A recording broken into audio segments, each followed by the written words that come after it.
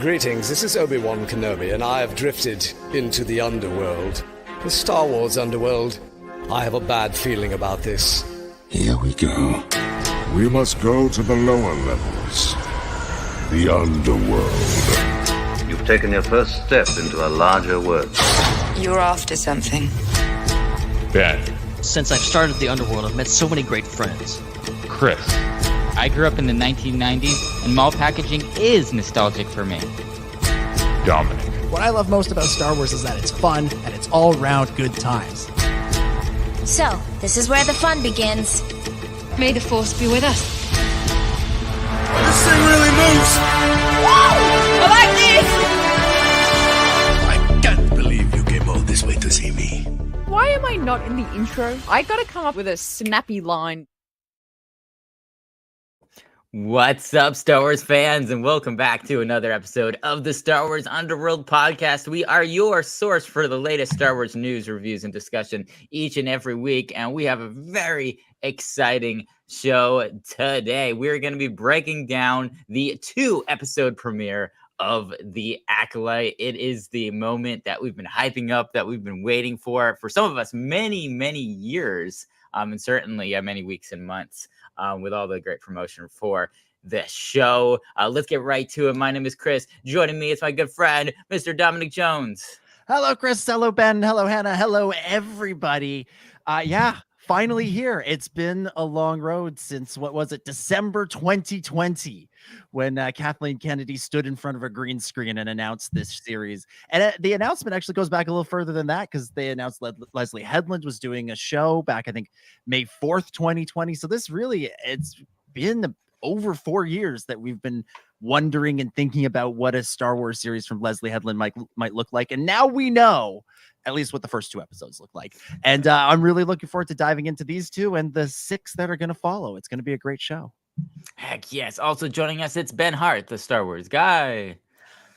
How's it going, everybody? Like we said, it's been a long road to get here, and we are here. We get to actually watch this thing and talk about it for what feels like forever. Like it's one thing, I think, with the films, we were in that era of things. It was a really long journey of just like, we get the announcement, we get the rumors, then we get the casting, then we get the filming, and then we get to the trailers and like this whole process. This has felt like elongated for so long. We like the Acolyte. We got a title. We know it's in the High Republic. What is it? I don't know. And then we've been learning more and more about it. And now, we have seen it now, at least, like you said, at least a portion of it. And a heck of a lot to discuss tonight. Yes. And we've got our full roster of hosts here to break this down. Also with us, it's Hannah, all the way from the Raeside. G'day there. It is great to be here. There's nothing like a Star Wars premiere of a show and coming on for this first show and breakdown. We always know it's going to be a very interesting next 6 weeks. But I can't wait. I'm very excited. Also, for those watching live or watching this on video, I am on the road, and this is my mobile setup of the podcast, and I'm on a desk that I'm not usually on. So if you see me jumping around like this, that's just because the desk is really wobbly. So if I knock on the desk, I'll just match. Yeah, I'm completely still. I'm completely still. But that's the desk having a bit of a jiggle. So don't mind me just jumping up and down randomly throughout the show. Hannah, I was gonna give you a hard time for not being green when you showed up to this episode. But seeing as you're on the road, we'll let this one slide. I can't take the green paint everywhere, Tom. Come on. I don't know. I think that's just a lack of imagination if you can't see yourself going green on the road. All right, let's plug some stuff and talk about these episodes. Okay, but first, I have a little story. I have a little story that I want to tell. Okay, so I was driving home today on the highway, and I saw something that surprised me, and I had to do a bit of a double take, which is hard to do when you're driving. But I was able to safely do a double take, and you might be interested to find out, Dominic. What your twin is doing in California now. Okay. Yes. I am fascinated. I'm gonna see if I can share my screen here and see how well this feature works.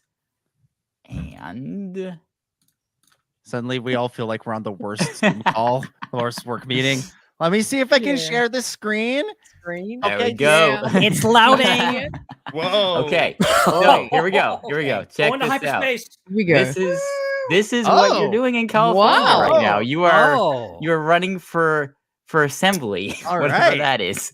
That's why you're going to LA in a couple of weeks, and that's why you're there for so long. They You've got have your this. campaign. Yeah, they have this rule about needing to be a resident and a citizen and a local, and apparently I can't do it remotely. Although I wonder if they'd let me do it from prison. Anyways, I would love for you to see though the shape shifting that you have done. All right. Oh, hey. That's that's me. That's wow. I was not expecting this when I heard the name Dom Jones, but I'm very pleasantly surprised. Dominique is a real name. Yes, this might be Dominic Jones. You're Dom Jones. Yeah. Dominic Jones. This is Dominique Jones. Your long lost twin that you thought was dead.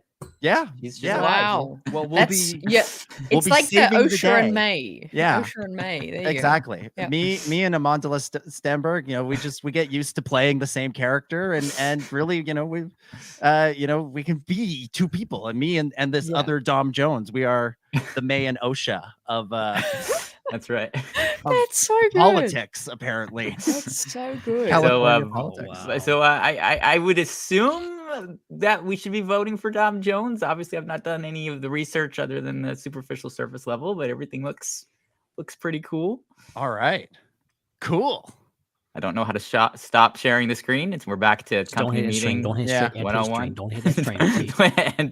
Don't hit end stream. There it is.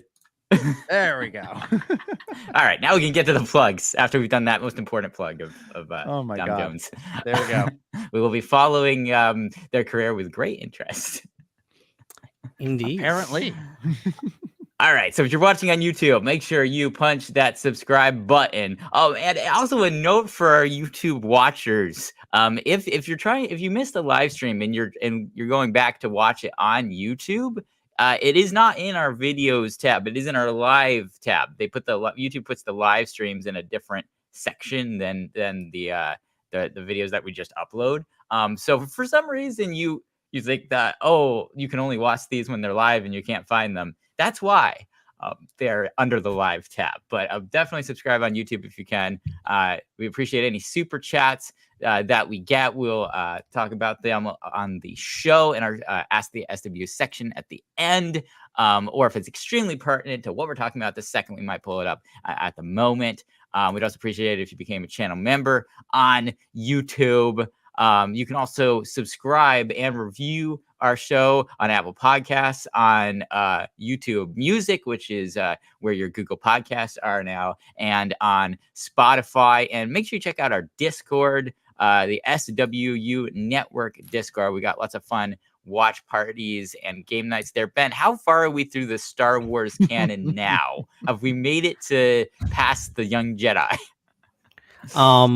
No, definitely not. We still have at least probably close to half season left, and it's going to be a while longer because this week we will not be watching anything. We will be playing a game because what also happened this past Tuesday was Star Wars Hunters came out. That's right. And it's actually a really good game, and we're going to get together, get a little play group together. We're going to have a bunch of people, and it's going to be a lot of fun. And so definitely, and I've heard you have to play at least like a dozen levels, like a dozen playthroughs, like get onto like the social tab. So get on it, go play some levels, and then join us tomorrow night, 9 p.m.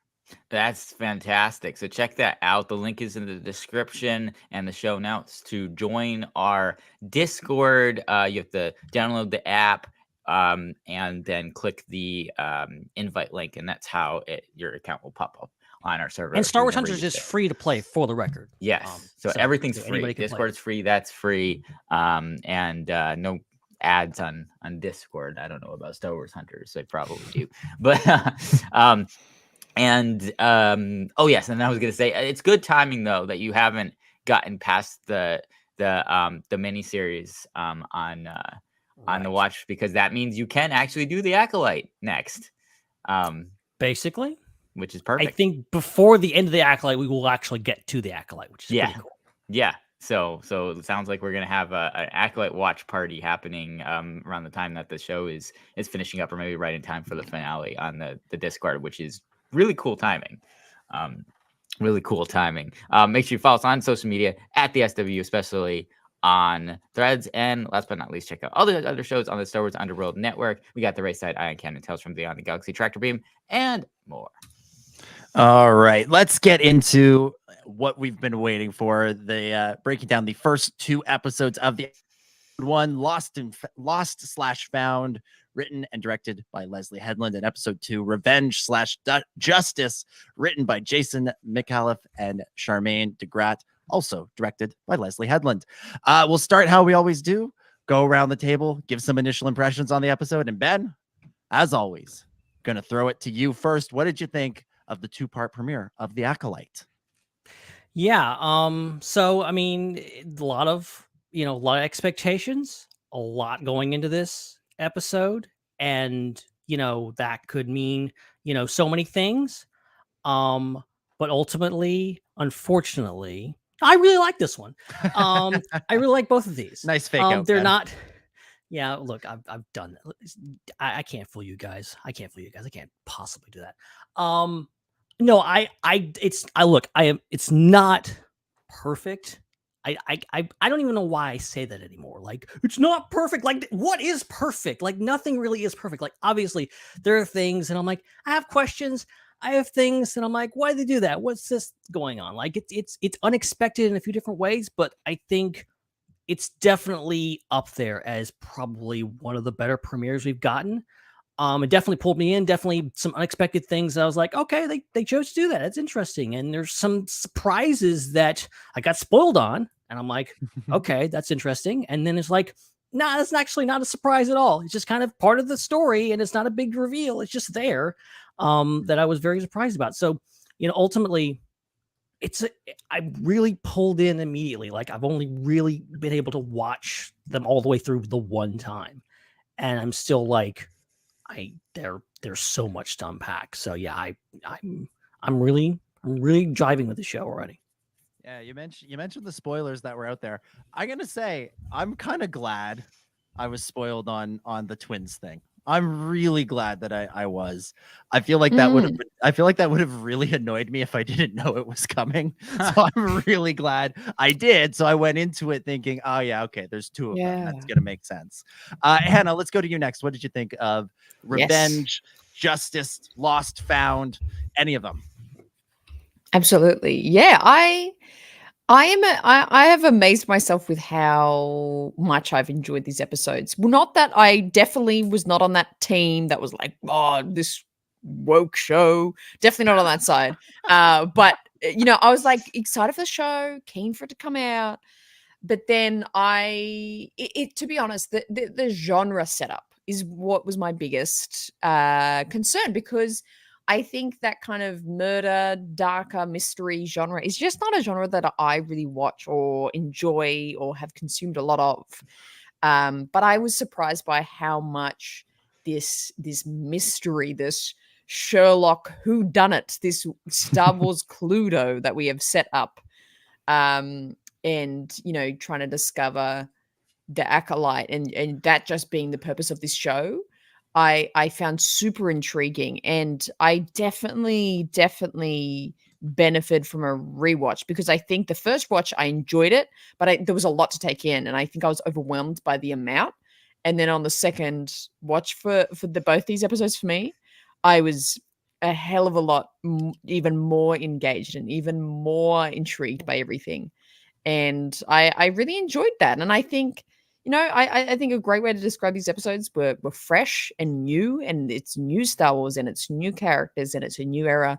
And I think that's something really special. And it does feel like that they will be creating something very special for the Star Wars timeline. We're in an era that we haven't really traversed before for visual media.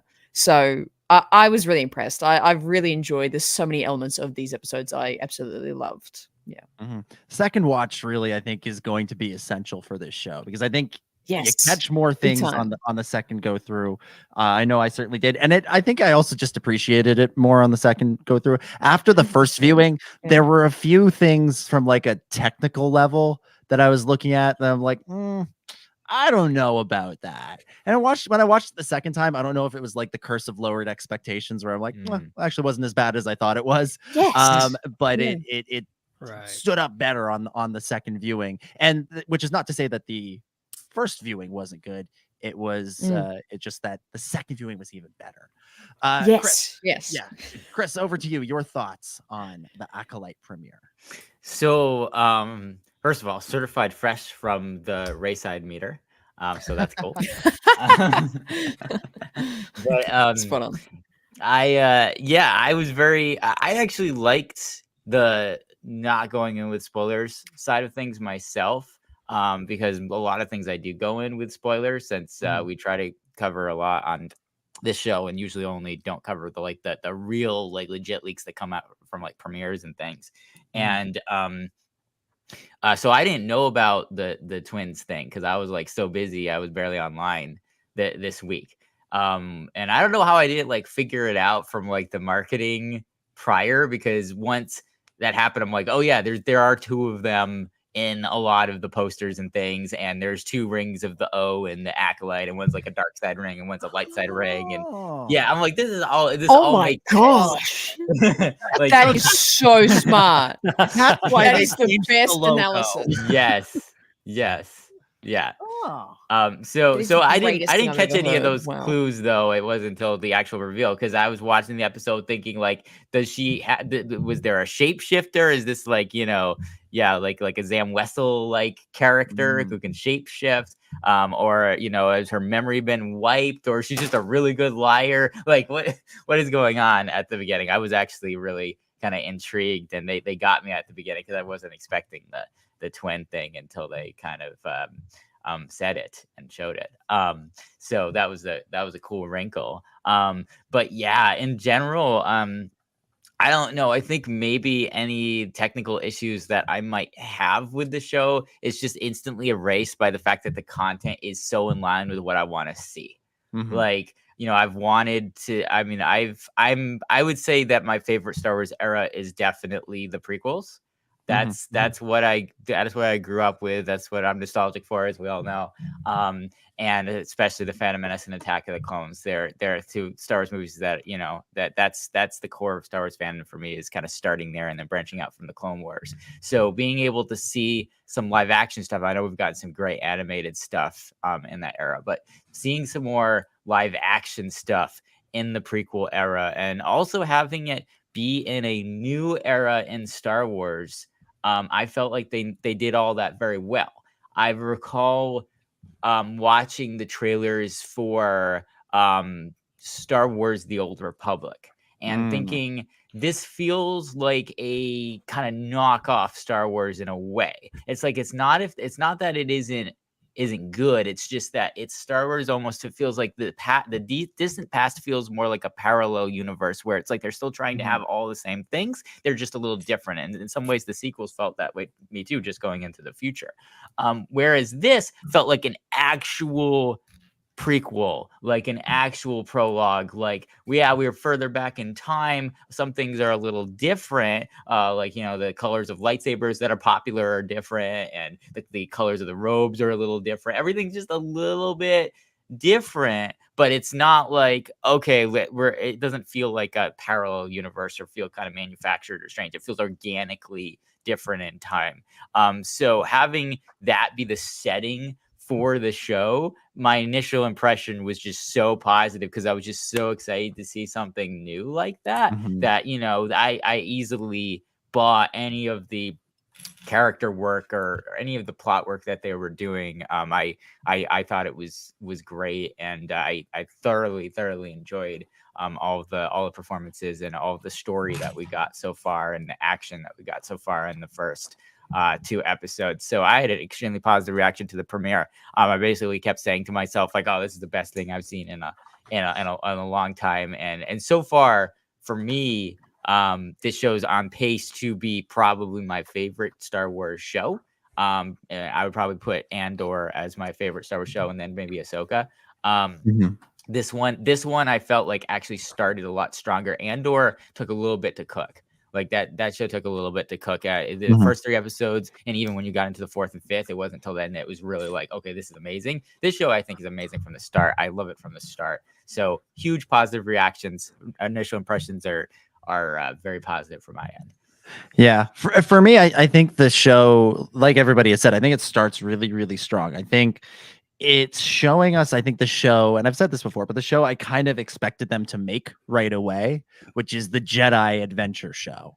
And that's what this is. It feels very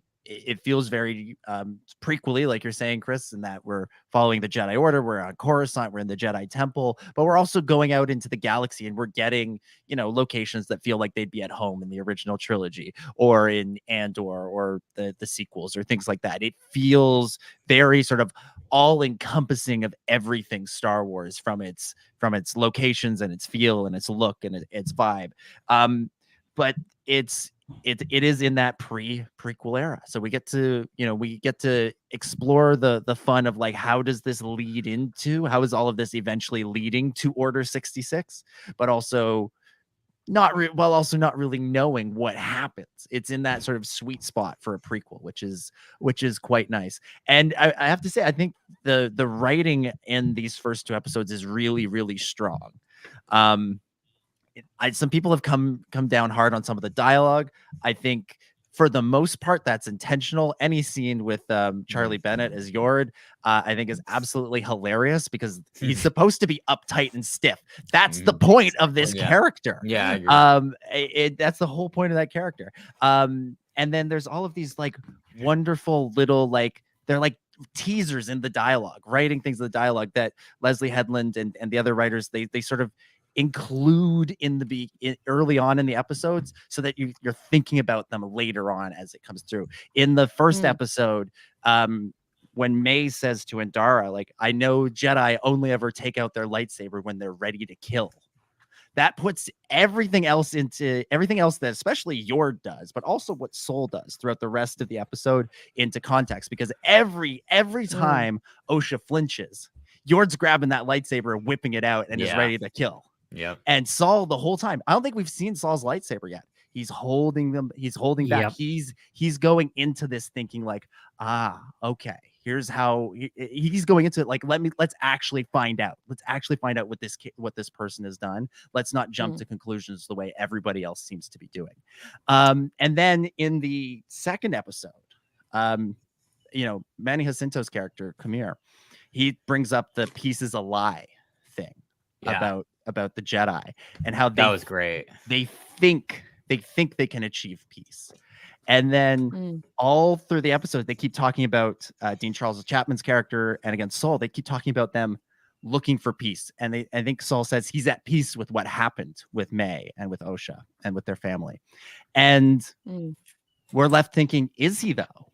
Is he actually? Because this series is driven by that mystery. The mystery isn't who killed Andara. We know who killed Andara. The mystery is what happened 16 years ago.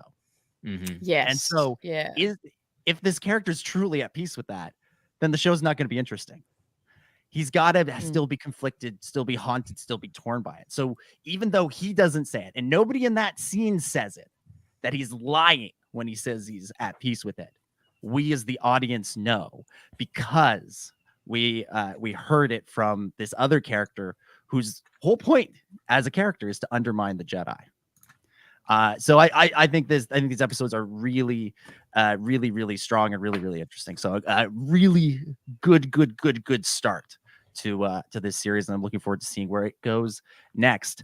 Let's talk about some of these characters, and I think, I know Amandla Stenberg is the main character on the main actor on the show. She's been kind of the lead in all of the marketing and stuff. But I think the character we should start talking about with this for this series is Jedi Master Sol, Lee Jung-jae's character, because this character I think really carries the first 2 episodes, where I think we're really following him through these first 2 episodes. Hannah, we'll go to you first. This is a character there's been a lot of comparisons to Qui-Gon made. with this Jedi. What did you think of Jedi Master Sol and his introduction to us?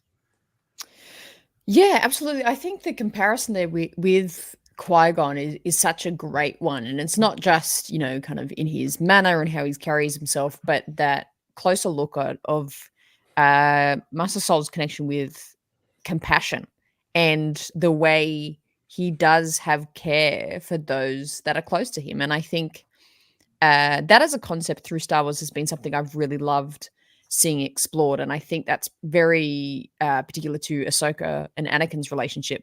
And they're Jedi, they're Master and Padawan, but there's care and compassion there. And what does that mean? Because that's not encouraged for Jedi. And I think we're seeing that with Sol here as well. And I loved that they did very subtle nods to that of his character, and they characterized him to be a very caring person in very small ways throughout these episodes, and which I really enjoyed, because I think that it set him up to we very much understand where he's at he's caring about Osha more than a Jedi Master should, in terms of they should have just arrested her and put her in prison and done this, and kind of went about it a bit more dogmatically, but Sol has that kind of kindness that I think Qui-Gon showed. It's in a very restrained way, in terms of he knows he can't be overt about it, but it's there, and that kindness is there.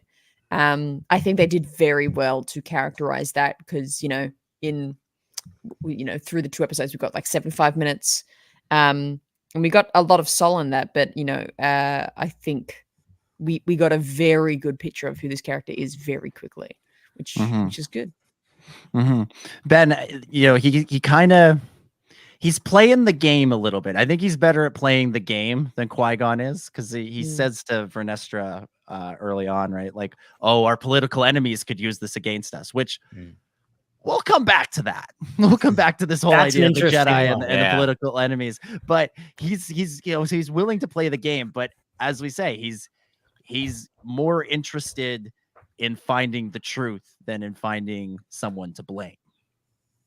Yeah, I thought it was very interesting that, Vernestra is kind of the bad guy in at least the first episode and she's a character who, for most people probably don't even know who she is. They're watching the show. We know her because even, I've only read a few of the High Republic books, but we know her as kind of this child prodigy, this young whippersnapper, if you will, Jedi. That's all about optimism, whatever else in the first few books. Is whippersnapper? Is that a pun? Hey! Whippersnapper. Oh, hey, zing! Thank you for that. But here she's she's the old person, the old cranky one who's just kind of in the, you would put in the Mace Windu, Yoda, kind of blinded by their own hubris and perhaps even a little bit of the dark side. Whereas Sol is someone who just kind of sees things clearly as you think. I love this whole concept of the Jedi really only pull out their lightsaber at the last possible moment. That's the last thing that they do. But that's not every Jedi. Yord pulls out his lightsaber several times, which is a compliment, which is another layer and another way to kind of characterize each of these people. We never see Master Sol's lightsaber, but Yord's constantly pulling out his lightsaber because he's this, kind of young guy who is all about just the book and whatever else. But I love Sol. He is the heart, the soul, if you will, of the show. Ultimately, he's a great character. I love that he is ultimately he is a father figure to this, these characters. And also, but he's not above, he's not above being flawed. He's not perfect by any means necessary. I love the fact, the line that stood out to me most recently, I was watching a clip and he is talking to Osha and he's like, oh, you're still angry. You're still grieving. He's like, let it go. And I'm like, this is I dare say it, the dogmatic narrow view of the Jedi coming out in even Sol, of someone who's like, yeah, your family got killed, and now the person who did it is back and it happens to be your sister, but just get over it. Like, just no big deal. Like this, it's like emotions, no big deal. And that whole thing of just like how toxic the Jedi have their view of emotions is, and Sol has a bit of that. Sol, even though he's so much more involved as a Jedi. I also loved he was just sort of an old man in the sense that he didn't like just that she had tattoos, and he's at one point he's like, "Oh, what's that?" And she's like, "You don't like it, do you?" It's such an old boomer moment. That I like that moment too. I love it. And he's like, "Well, it doesn't matter if I like it," and it's like, yeah, you don't like it, but whatever. But yeah, it's that's a great moment. He is he's got a lot of dad energy in this one. Got a lot of he's an older guy, and I like that about him. I think it's just kind of a testament. He is the kind of the Qui-Gon of this age. And I love the people that keep saying like Qui-Gon and him would get along very well if they hadn't been, lived, 100 years apart. But ultimately it's going to be very things. And I was very scared for him in this show. Cause like there was a couple of moments I'm like, how much of the trailers have we seen him in? And I kept like going back to like the moment where he whips out his lightsaber at the end of the first trailer. And I'm just like, okay, I know that's not going to happen. So he's not going to die here. Hopefully, because we spent the whole 2 episodes watching Jedi die. And I really, really like this guy. Yeah, no, let's hope we get many seasons out of Master Sol. Chris, what'd you think of this character? Yeah, I agree a lot with the Qui-Gon comparisons. I think that the point of Qui-Gon in the prequels was to kind of show the way that the Jedi should be. He was kind of one of the last Jedi that was kind of really actually following the Jedi code, or actually being the embodiment of the correct kind of version of the light side. And I think Sol definitely, this is even stronger instance of this, because not only do you have Sol doing the right thing, it seems, whenever a decision comes to him, but you also have him contrasted against so many other Jedi characters that are constantly doing the wrong thing when they think they're doing the right thing, and it typically boils down to being dogmatic. So like, yeah, the Sol being contrasted with Vernestra, being contrasted with Yord, and especially Jackie. Oh my gosh.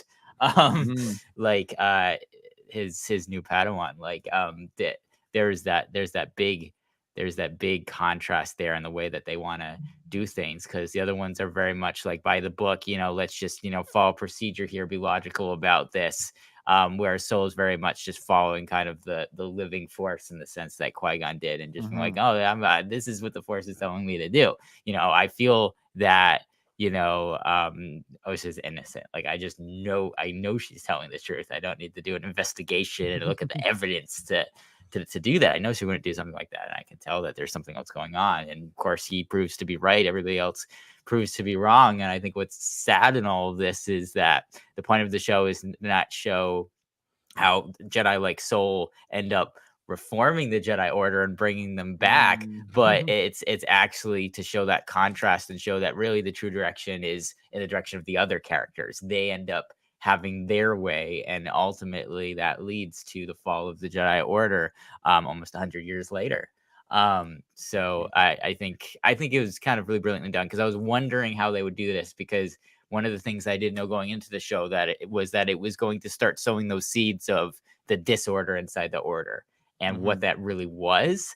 And another thing that I had heard was, that the Jedi had become kind of the bad cops of the galaxy. Like, they were the cops that you don't want to see, that are gonna mess things up and not do things the right way, and screw it up and everything. And that was definitely very obvious in this episode. And while perhaps there might be a vendetta against the Jedi that seems to be, we don't know if it's justified or not yet.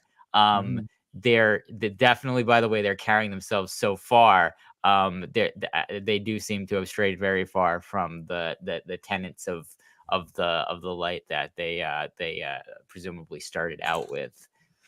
Yeah, I mean, it's a short walk from cop to general, And we see the Jedi as generals in the prequel trilogy. You wonder, how the hell did this happen? Well, it's from decades and centuries of getting to that point. And what we're seeing them now at this point is, yeah, they're basically just going in as the police to investigate a murder, and they're following the rules, they're following protocol, they're following the code, quote unquote, not what the living force is telling them, like you're saying, Chris. Speaking of which, let's talk about Yord, played by Charlie Bennett. This, I think, made the comparison between Qui-Gon and Sol. I saw a comparison that made for Yord that I think is apt, although not a one-to-one in the same way that Qui-Gon and Sol, you can make that comparison. And that comparison is with, oh my God, why am I forgetting his name? Cereal Boy. Oh. Yeah. Cyril Karn. Cyril Karn, yeah. Cyril, because, all he's doing is following the rules. He's just following orders. Now, I think Cyril is a true believer in the mission of the Empire, and I think Yord is a true believer in the mission of the Jedi. I don't think so. In that sense, they're not the same. I'm not saying they're the same. I'm not saying Yord would join the Empire. I'm not saying anything like that. I just think that these are characters that have bought so deeply into an ideology that they're missing the forest from the trees. Yeah. And when it comes to Yord, he goes in, he knows Osha. They have a history. You get that from the dialogue. He goes in, she reaches for Pip, and he goes right for the lightsaber, which is, one of those images that is a bit too close to reality for how these things tend to play out in the real world. And, he's constantly saying to Sol, we should have her in cuffs. We should have her locked up. Like we shouldn't just be letting her roam freely on our ship, even after Sol has, looked into Osha's soul, for lack of a better term, and decided, what, she's innocent. Let's follow the living force. Let's believe in this person that we've known for so many years. Let's believe in her instead of, vague allegations from somebody else. Again, I don't think Yord's a bad guy.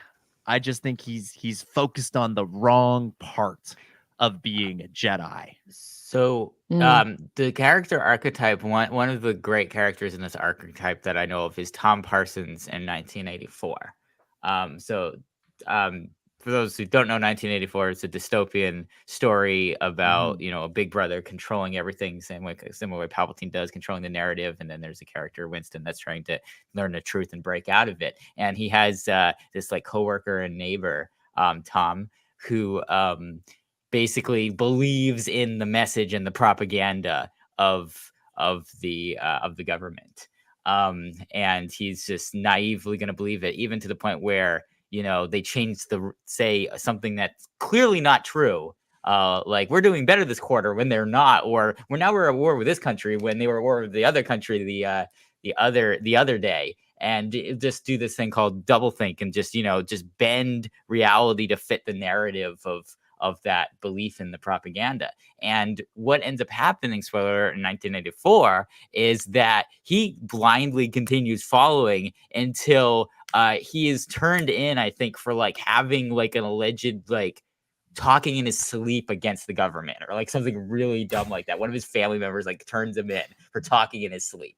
And so that's kind of the vibe that I get from these Jedi characters, other than Sol, is they would sell each other out, and if they heard them saying something dark side against the Republic in their sleep, they would turn them into the council and be like, I heard you're a secret traitor, and it's they all think that they're doing the right thing, but ultimately what that ends up with is just everybody kind of betraying each other, essentially, and being kind of ridiculous about it and going too far. So I feel like that's kind of that's where things are are headed with these characters. Is while they might have good intentions, and Yord might have good intentions, at some point his blind faith is going to be his downfall. He's not going to see something, and it's come to bite him subscribing to that. And we know that unfortunately it came to bite the Jedi in the worst way, where they were all led with blind faith into a war and then almost all exterminated in the process of that war.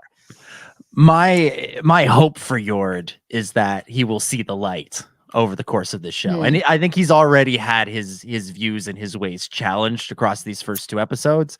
That my hope is that if and when Master Sol meets his end at a red lightsaber, Yord will take up the mantle of trying to reform the Jedi from within, because he will have learned from Sol, from Osha, from others like them, and trying to. That's my hope.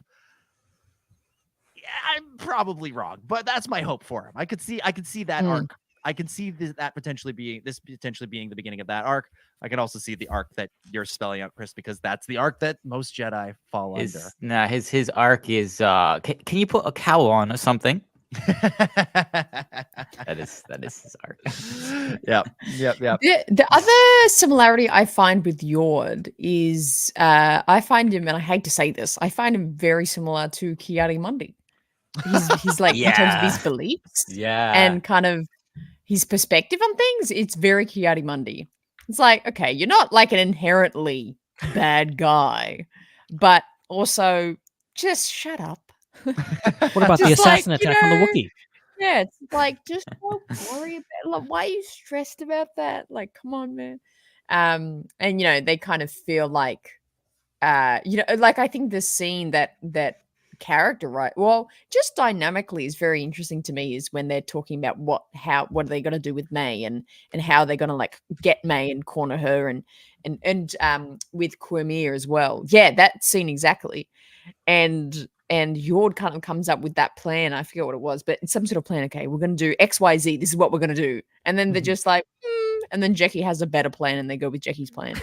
I just found that such a great dynamically telling scene. I thought that was really just fun. I think that was a fun watch. But yeah, Yord stuck in the dogma, man.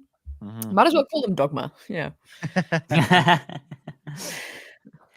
Yeah, it's funny how we mentioned the shirtless scene, the now famous, very very well memed shirtless scene. And look, I kind of want to be mad at that scene because I'm like, oh, we're doing this again. I'm in the common area of the ship where everyone can see me, and I got my shirt off, and I'm embarrassed.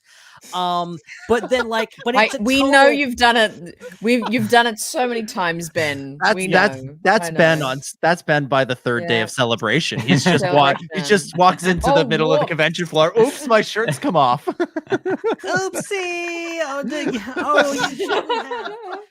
I had no idea you were coming. Oh my goodness. But no, but for Yord, it works so well because he is this guy with a stick up his butt, and he wants to impress Master Sol. He wants to be this by the book, well-dressed Jedi, and they caught him almost with his pants down. Like it's great. Like, it's so good for his character to put him in that situation and watch him squirm. So like, it's great ultimately for that. So I do love that moment. And there's all these different moments in the episode where he's kind of things. And I think that's great to, have all these different Jedi characters. But I think it's very easy for Jedi to be kind of pigeonholed into, they're Jedi. They're all just kind of emotionless, people with lightsabers just kind of running around, and they all agree with each other. Like, I think this show has done a great job so far in making each one, Jackie, Yord, even Vernestra, very distinct in how they're approaching the situation. And you don't know what they're going to do. I think, it's going to cause issues down the line. It already has. Ben, I'm glad you mentioned the clothes, because I want to talk about the Jedi costumes in the show, and this is an extension of what the High Republic publishing has been doing for a while. But these white and gold robes, and it makes me think of the Luke Skywalker line when he's talking to The Last Jedi about the Jedi. He says, at the height of their power. And this is the Jedi when they think they're at the height of their power. The Jedi wear this and they're walking around thinking they're hot shit. Just like, we're the best. We're going to walk into every situation literally in gold. We're like angelic walking into this scene. They look, Yord and his Nigerian Padawan there, they look so out of place on that Trade Federation ship. They look so out of place. They don't feel like, somebody that people could trust. They feel like they are thinking of themselves as some sort of higher being, some sort of higher authority than anybody else, when that really isn't the Jedi way. The Jedi way is much more Yoda and Ben in hiding, blending in with their surroundings, taking, trying to help people on the ground. These guys think they're above all that. They think they're better than that. And it's, the costumes are great. This isn't a criticism of the costumes, because they are great and they look great. But it makes them, it tells you everything you need to know about these Jedi as soon as they walk in. They stand out, and Jedi, I think, shouldn't stand out. Let's talk about another Jedi character. Let's talk about Master Sol's Padawan,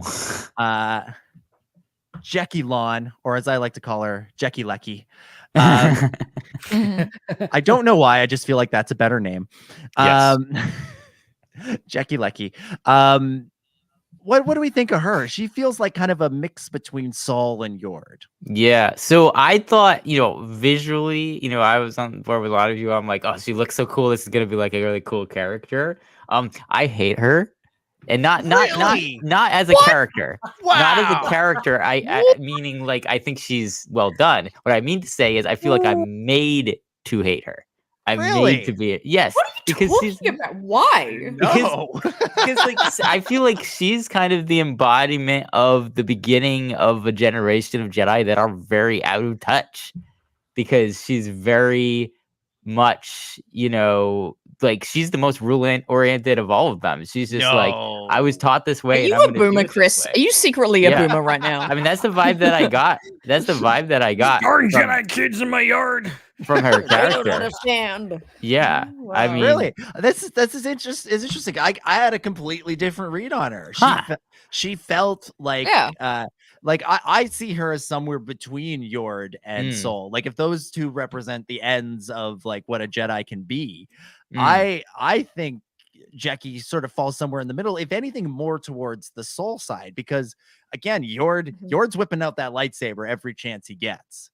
I don't think we've seen Jecki's lightsaber yet. I think she and Yord has this very sort of standard by the book plan as they're going into planning things. Jecki is the one that comes up with kind of a more elaborate scheme, but one that will get them more than what they're looking for.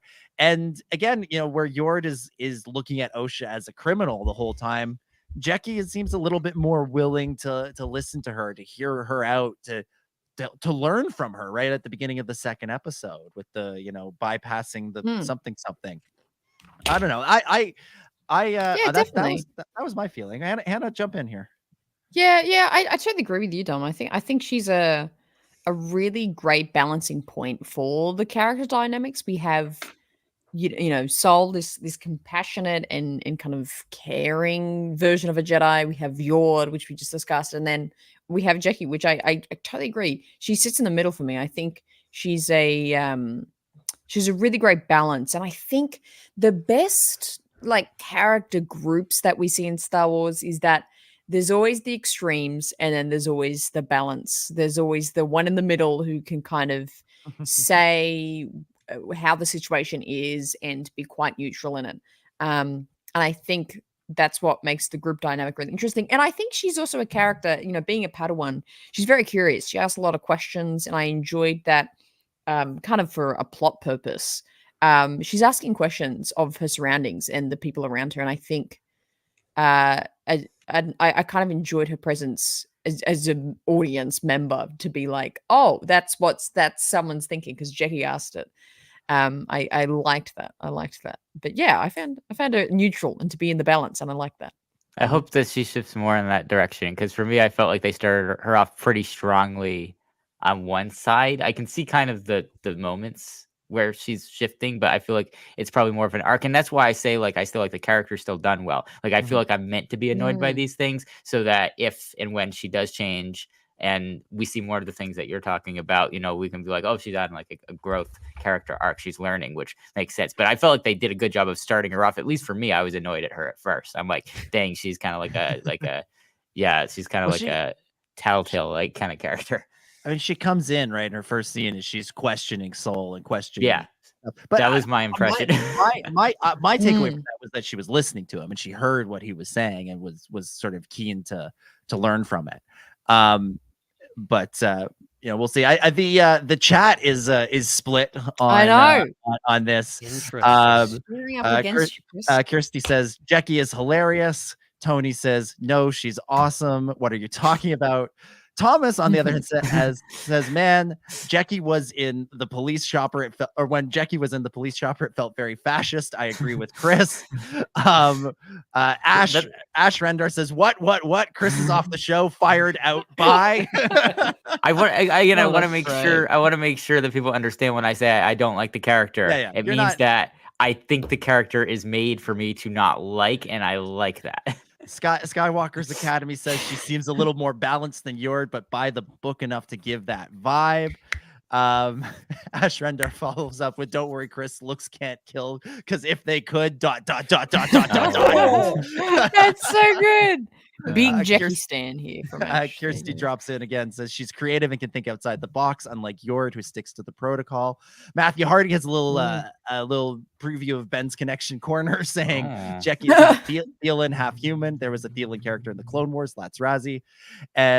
Omar says she had a sweet moment with Osha, which is funny because I thought she was going to be the jealous new Padawan. Oh, I like this. There was a thread there. Aspect. And naturally, Din says, I'm a boomer who is wondering why men are shirtlessly objectified so much in Star Wars. So, really, that's good. I felt it was like that's because Jackie kind of is like falling on the dogma. Like that's all the Jedi do is they're like, okay, this is the code, this is the rules. Like you're not supposed to be attached. I'm not being a jerk. These are just the rules. But as we all know, if you're following rules that are bad, it's still a problem. Right.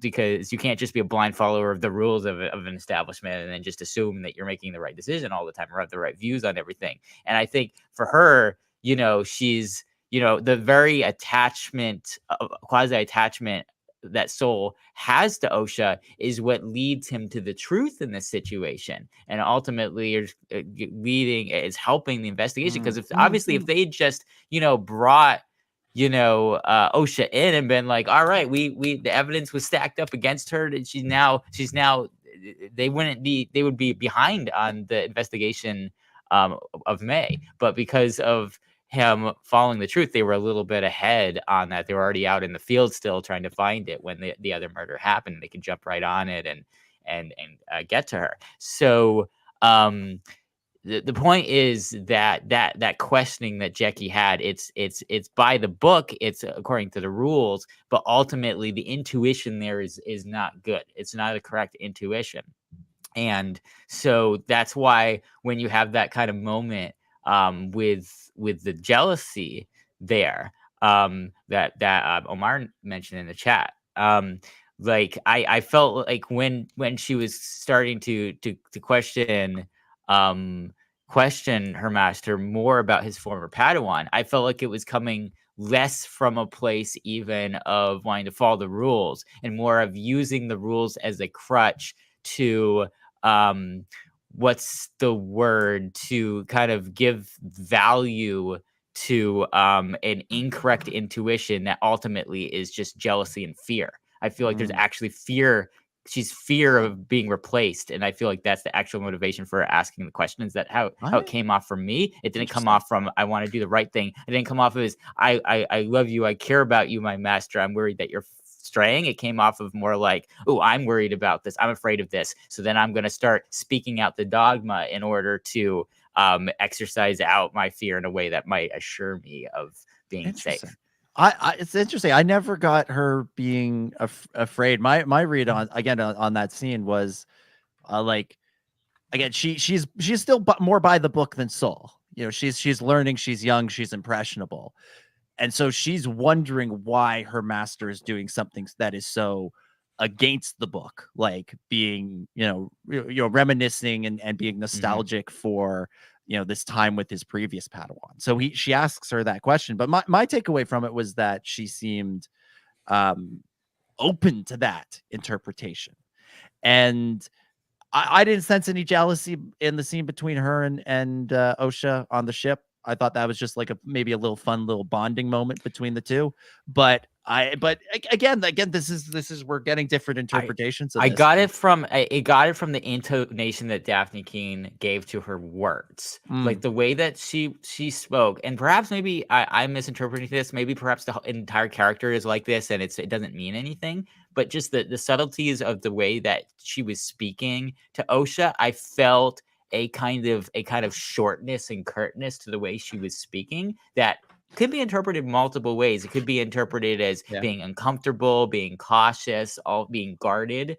But for me, I interpreted it as being a little bit annoyed by the situation, a little bit worried for her own standing in the situation. I felt like usually when a character is a bit curt around a new character like that and closed off, it indicates that they're worried about their position in the situation. I think I thought she was being that way kind of with everybody, or at the very least she was being that way with Yord. I loved the way she said Yord.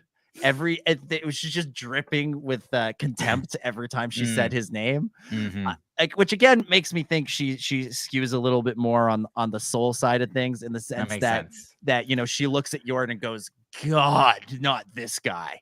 This guy and his friggin' rule following and his friggin' stupid ideas that come from being too much with the code, stuck with the code, that sort of thing.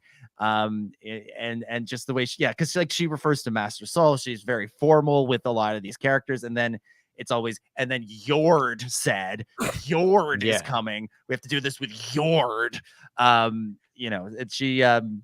She's anyway. that was my take on it. And I also want to say, speaking of the balance Josephino brought up, that he still feels at least some of Sol's compassion in her is I feel like, again, they were leaning into the negative sides a little bit more, not trying to make her, for me, as much of a likable character that she may have come off for some other people, just perhaps so that there could be some character growth there, because ultimately, even if it's not like you're all fear and narcissism or all peace and compassion.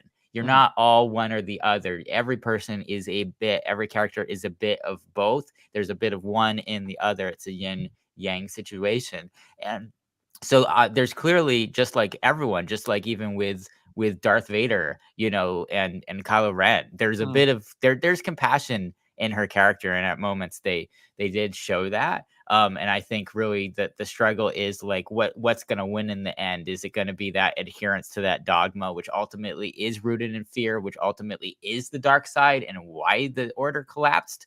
Or is it going to be that compassion and that peace that might end up leading her to perhaps a sacrifice, or perhaps we don't know, their life stands a long, happy life and dying before all the stuff gets really bad.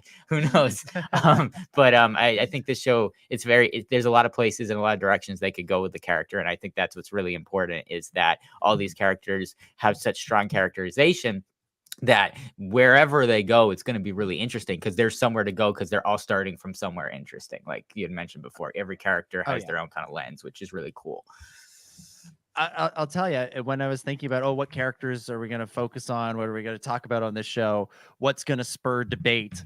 I was not expecting Jackie Lecky to be the one that brought out the biggest, most. Who'd have thunk it? Yeah, but I so love far. it. I love it. I look forward to continuing to follow Jackie and what her trajectory might be. Yeah. we're an hour into the pod now. Let's talk about the main character of the show.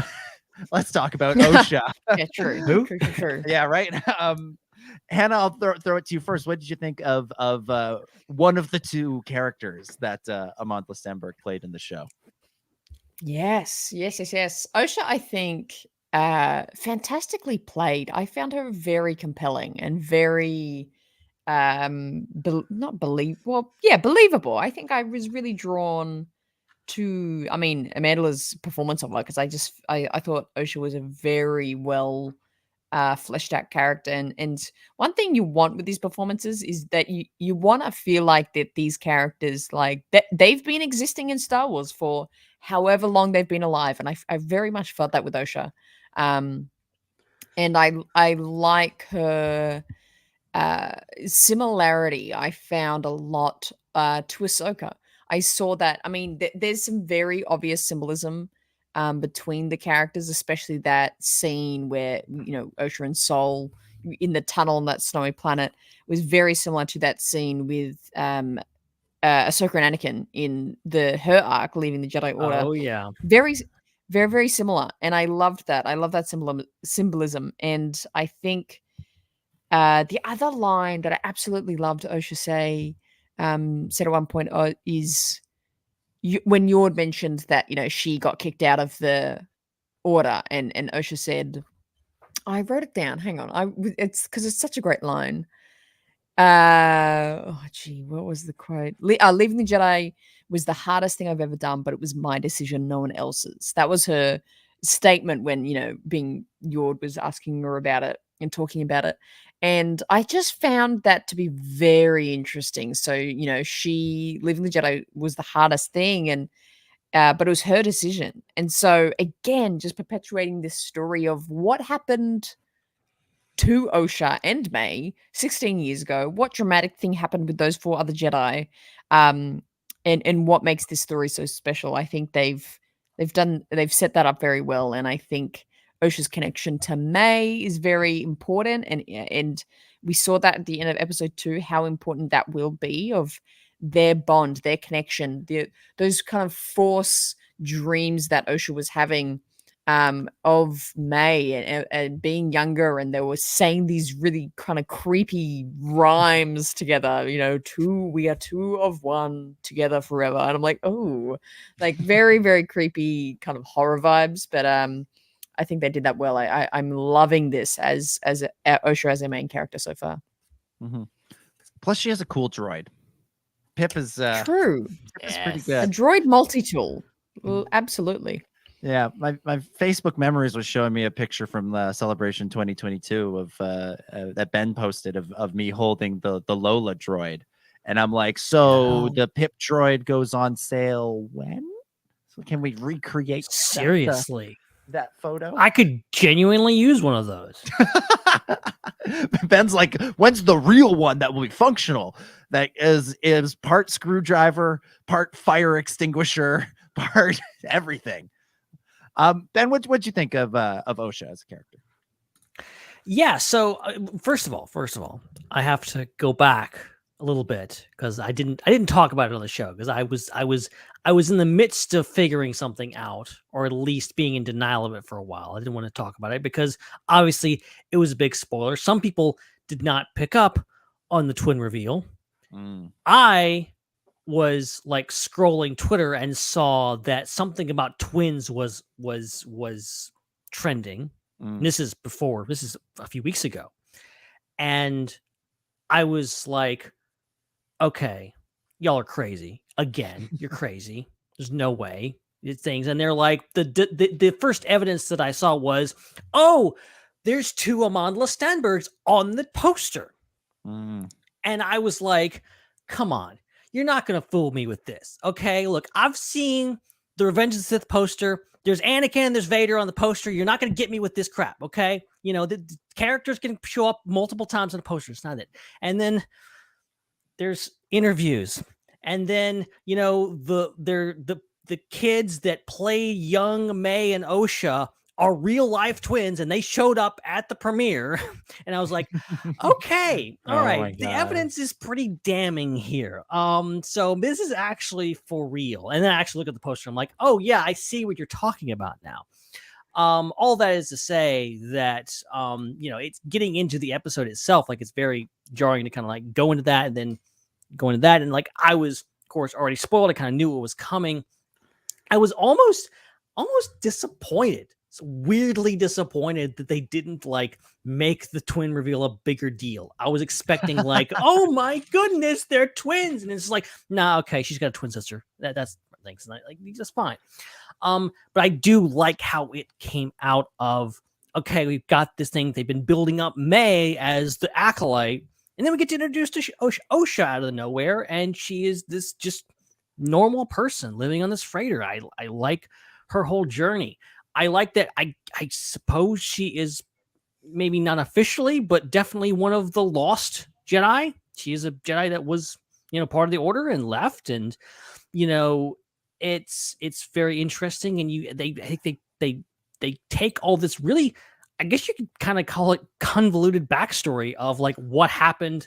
Her sister, her entire family getting wiped out, her leaving the Order, her joining the Order, and they sum it up pretty well in the first few minutes of this episode and give you a really compelling character. And I think it's very, very interesting to see her journey so far and see this person who her trying to use the Force again and all this kind of things.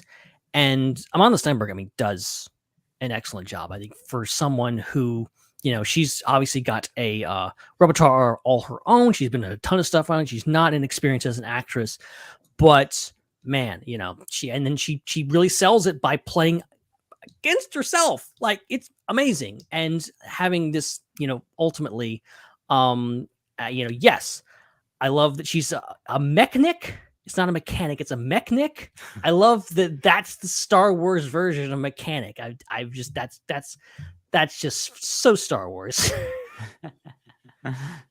Yeah. Oh, you're muted, Dom. Chris, I was just asking you for your thoughts. Yeah, I figured, but then I'm like, wait, maybe he's saying something important. Like everything I say, it's profound, deep, and yada yada yada, and hilarious. All of I like a lot of people somehow miss the twin thing too, which I don't know how, because anytime anyone says anything about this show, it sticks in my brain. So somehow I must not have read whatever synopsis or thing that was in and didn't hear anyone talking about it. Somehow, I don't know how, but somehow over the last few years I did. So as a result of that, it was a twist for me. It was a cool misdirection for me, because you have the beginning and that amazing action sequence with Amandla and a Trinity Carrie-Anne Moss, which is really cool. And then you just kind of from there go into the day-to-day low pace of the show with Osha. And at the first, I'm just like, of course, the first thing I think is, okay, so this is what she does directly after murdering Indara. This is her day job, while she's off, at nights, being a vigilante and hunting Jedi. But then very quickly you had that almost that Rey like protagonist, characterization of Osha, and I'm like, okay, this is odd because while I can see a world where Indara is a villain and deserved to be killed, I still felt like May is a villain within herself. So why do we have a villain being characterized as a protagonist? It was confusing. So then that's when I slowly started piecing together, like, okay, there's something going on here. Like either there's a shapeshifter that's impersonating this girl, or that there's somebody taking over her mind and she has like a second personality, or like there's all these kind of theories that I was running through of like, okay, how could I just witness these two very different scenes of these two very different characterizations of presumably the same character because it's the same actor. And so when they got to the point, where they revealed about the twin, I'm like, okay, that makes sense. That explains everything that makes sense. But I thought that it was really cool. So within herself, Osha is a very interesting character. Like I said, reminds me of the characterization of Rey a bit from The Force Awakens, and I'm really curious, not just to learn just in general what happened between all these characters that is resulting in this situation now. It's kind of a very almost like Big Little Lies or Yellow Jackets like storytelling where something happened and then you're kind of piecing it together, which I like, especially in a mystery thriller like show. But I'm also interested individually in Osha and like what are her reasons for leaving the Jedi Order? Like what because they didn't really get into that too much, or if they did, I really missed it. So I'm curious to see what more exposition they can do or flashbacks they can do with what happened with her and Sol, and the Jedi Order, that potentially left to her leaving and becoming a mechanic, and taking a different path. So a lot of hidden mysterious things about a lot of these characters, and Osha certainly is at the forefront of that, with that mysteriousness to the audience and sometimes to each other. And it makes for such a dynamic show where the audience is missing pieces, the characters are missing pieces. You then have the ability to show the audience missing pieces through characters learning about missing pieces, which is the best form of exposition through plot rather than just telling people things through dialogue or like a screen of text at the beginning of an episode or something, which I still thought was cool. Should have been a crawl. Should have been a crawl. Yeah. So really on board with Osha so far. Think she's really cool. I think the droid Pip I think is really cool. Reminds me of Pip-Boy, reminds me of Fallout. So all positive thoughts so far on this. Yeah. I loved the just the scene of her life at the beginning, like the day-to-day life. It reminded me of The Expanse, which is a show I really enjoyed. And so I liked that. And when Yord shows up to like take her away, I was almost like, oh, I could have taken some more of this. I could have taken some more of this story of just, Osha getting by and surviving in the galaxy post leaving the Jedi Order. Cause that could be a really interesting idea for a show in and of itself. Just here's a Jedi, here's someone who trained to be a Jedi, reached a certain point and stopped. And the deserter, but with Jedi. Yeah, well, sort of, yeah. Maybe it wasn't like an active, like maybe they're not in hiding, maybe they're not. They just said, peace out, I'm done, I can't do this anymore for whatever reason, and is now living some other sort of life. I that would have been that's an interesting concept to me, and I would have liked more of that story, or I would like to see more of that story somewhere down the line, not in the show. The show, I'm invested in what we've gotten so far. I think it was always the interesting thing about the Jedi was that you have this essentially is this cult of monks that people that they steal children and they bring them to their temple and they train them to be these powerful wizard people. Like it sounds bad, but ultimately none of them are there against their will. The door is always open that they could just leave. And the whole idea that we've seen from people like Ahsoka, now Osha, are just like what does that mean to leave? What do you do with your life? All this kind of stuff. She seems to be getting on pretty well, but like, what is that taken? Like again, like Chris's question, like why did she leave? She was taken in by the Jedi. She lost her family, but then something happened again. So we have like two pretty important incidents in Osha's life that we really don't have any context for yet. Yeah. Yes. Hannah, are you making a point, or you just agree? God, what was I gonna say?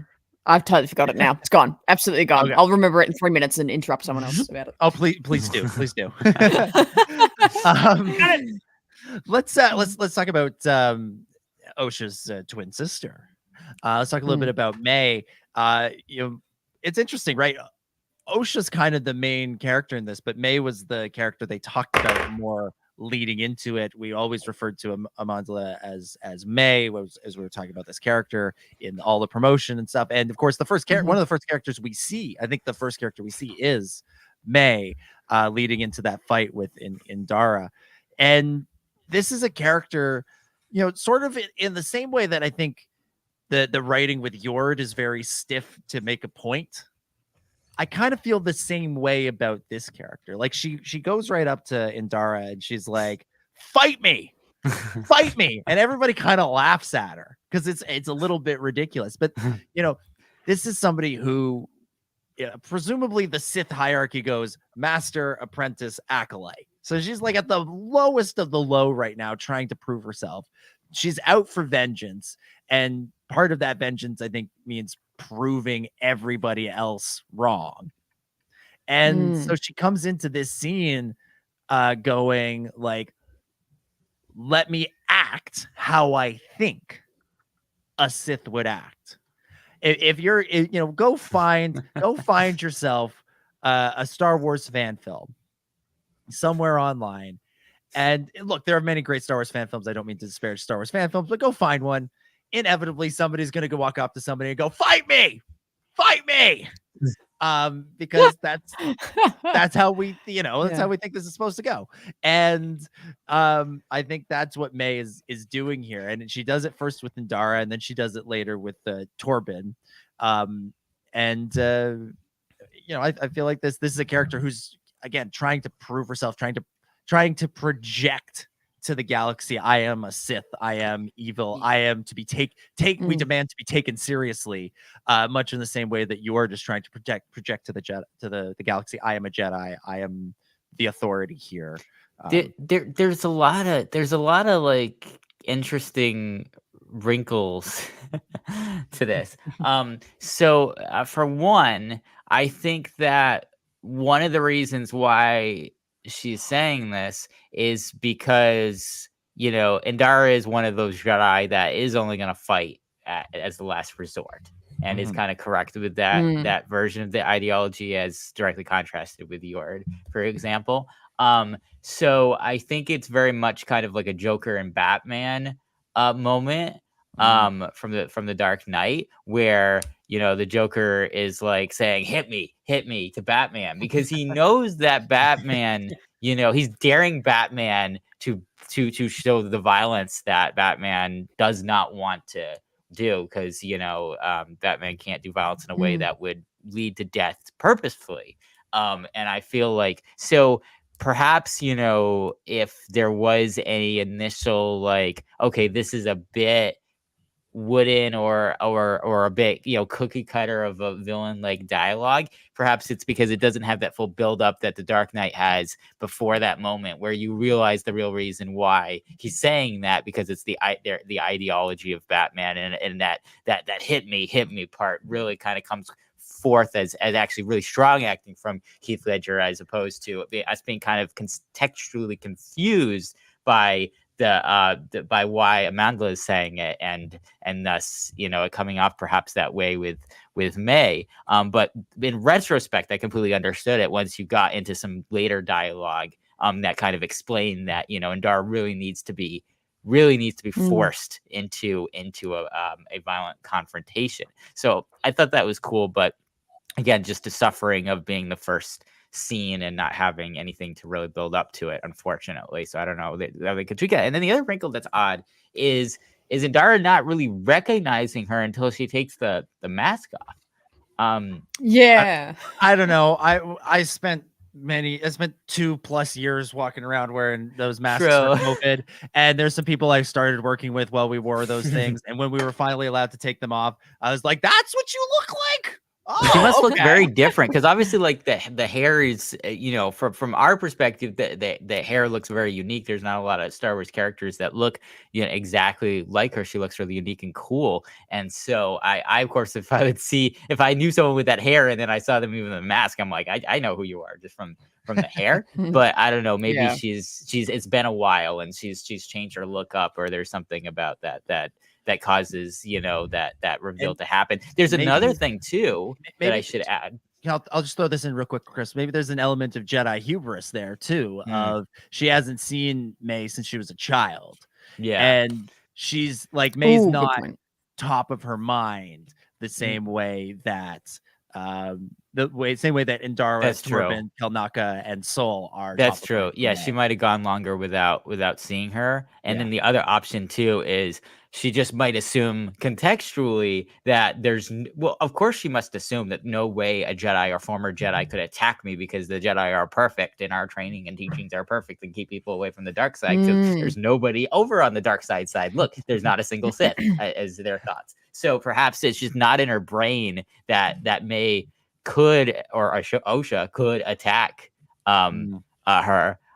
So as a result of that, she basically assumed it has to be somebody else, even if she looks very similar. Then the other thing that's an interesting question is you mentioned the thing about not potentially seeing her since she was a child. We don't know because she dies whether or not she thought this was Osha or if she thought this was actually May. Do we? So, when she was saying, "Oh, it's you," or whatever, she said, was she saying, "Oh, it's you, it's the Jedi who was Sol's apprentice who left the order, Osha?" Or is she saying, "Oh, I recognize your eyes, I recognize in the Force who you are, you're that girl that we thought died"? Because that would be way more interesting if it was the second one, if she actually did know that it was not Osha just by her presence. Yeah. That would be. I mean, Tony in the chat makes a good point of the tattoo, the distinct tattoo that May has on her head. Might have also played a role in this as well. Maybe she knew or didn't know what that meant or what that means. Perhaps that was a thing. Oh, also, I remembered what I was going to say before. Talking about monks, I appreciated that in this episode. I think it was Qimir that was like, killing these like quiet, lazy monks are like easy. And he called them monks. And I'm like, I love that because we've, it's always been likened to, and it's like, that's like what they are. And I love that Quimir's like, oh, these guys are just like old monks. And that's fine. I like that. I like that a lot. But yes, May. Yeah, that's cool. Was a good call out. We talked a fair bit just there about like her confrontation with Indara. I think the confrontation she has with Torben is equally interesting, albeit less like visually stimulating than the Indara showdown. The sort of the face off. One, Dean Charles Chapman getting a look at his future by playing a middle-aged man was interesting. It took me a minute to recognize him. And I think people wondering, will we ever flash back to what happened that night? Well, that's not what Dean Charles Chapman looks like now. So, but like that moment where she goes to him and she says, I can offer you the thing you're looking for. Again, it's what Qimir says, that the peace that the Jedi are looking for. This peace.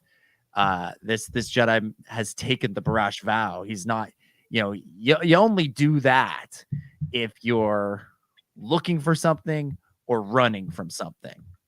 And I think Master Torben has probably told himself and told everybody around him, I'm looking for something, when in reality he's running from something. And then May shows up, offers him that poison and says, let me give you what you're actually looking for.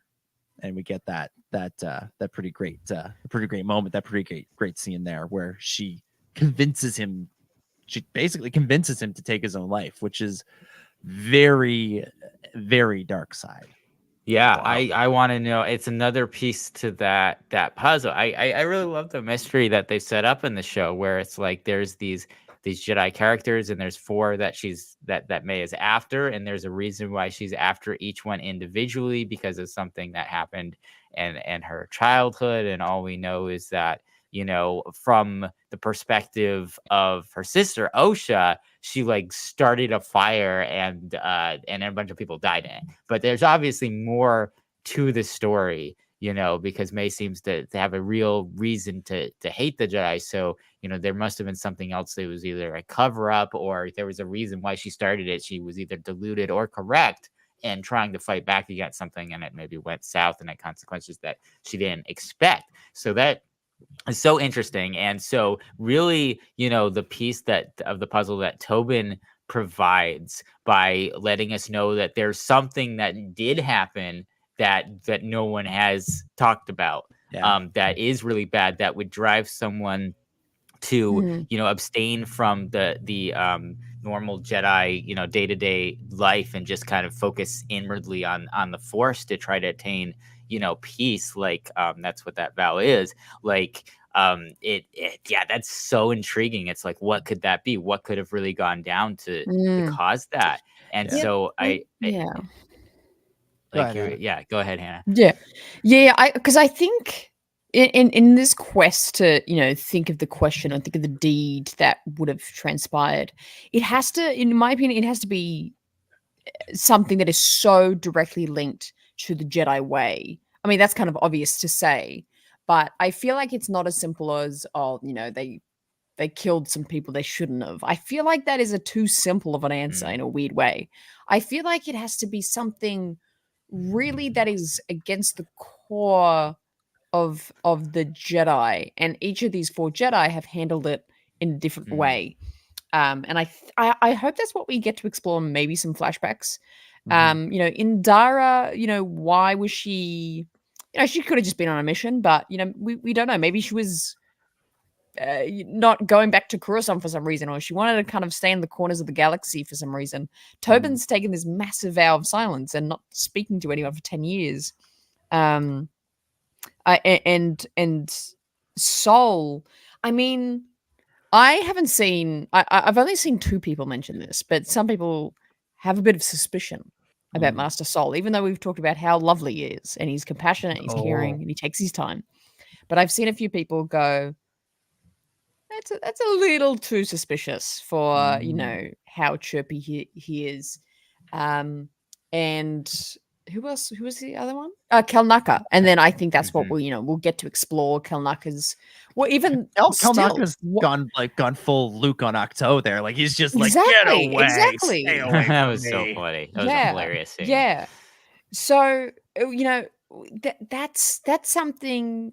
It has to be really big and really direct to the Jedi way that it'll be. And I think more interestingly is, why is Master Sol, why is he not ostracized or, stuck on a planet elsewhere? Why is he not taking a massive vow of silence? Why does he have peace or seemingly peace about it? It's interesting. Yeah, I think the first thing we see Sol doing, right, is he's teaching children. I wonder if that's his version of his of penance, is like, let me. I failed Osha, I failed May, I failed everybody. Let me make up for it by making sure that the next generation doesn't suffer in the same way. That's a potential there, but everybody deals with these things differently. All right, let's one more character. Let's touch on before we move on. Let me say real quick that while you mentioned something about the visually there being a difference between the confrontation with Tobin and the confrontation with Dara, I thought from an entertainment point of view, I thought seeing a character fight with their mind was really cool. It's not something that we've seen a lot in Star Wars, but we always known as kind of possible with the Force powers that exist. So I thought, just him just floating in the air, not flinching a muscle, and using the Force completely to repel May's attacks was a very cool and innovative scene in live action, and I thought it was really well done. I was very entertained by it. Probably, I mean, if I had to choose to see that or the fight with Indara, I feel like that's more unique and interesting. And the attention to detail when she's just punching and pounding on the thing, and you can't see it, but you can see her like handprints, like the impression that the bubble is making on her hands. Very, very good VFX there. I love it. Excellent. Both the Indara fight and the confrontation with Torben, both leaps and bounds better than the showdown with Sol. I'll just throw that one in there. I forgot that even happened. That was the thing in the first, when I first watched the episode, where I was like, that might be the worst fight we've ever seen in Star Wars. I literally forgot. I have no memory of it. That's how unfortunately memorable it is. When I watched it a second time, I'm like, I was too hard on it, but also still not great.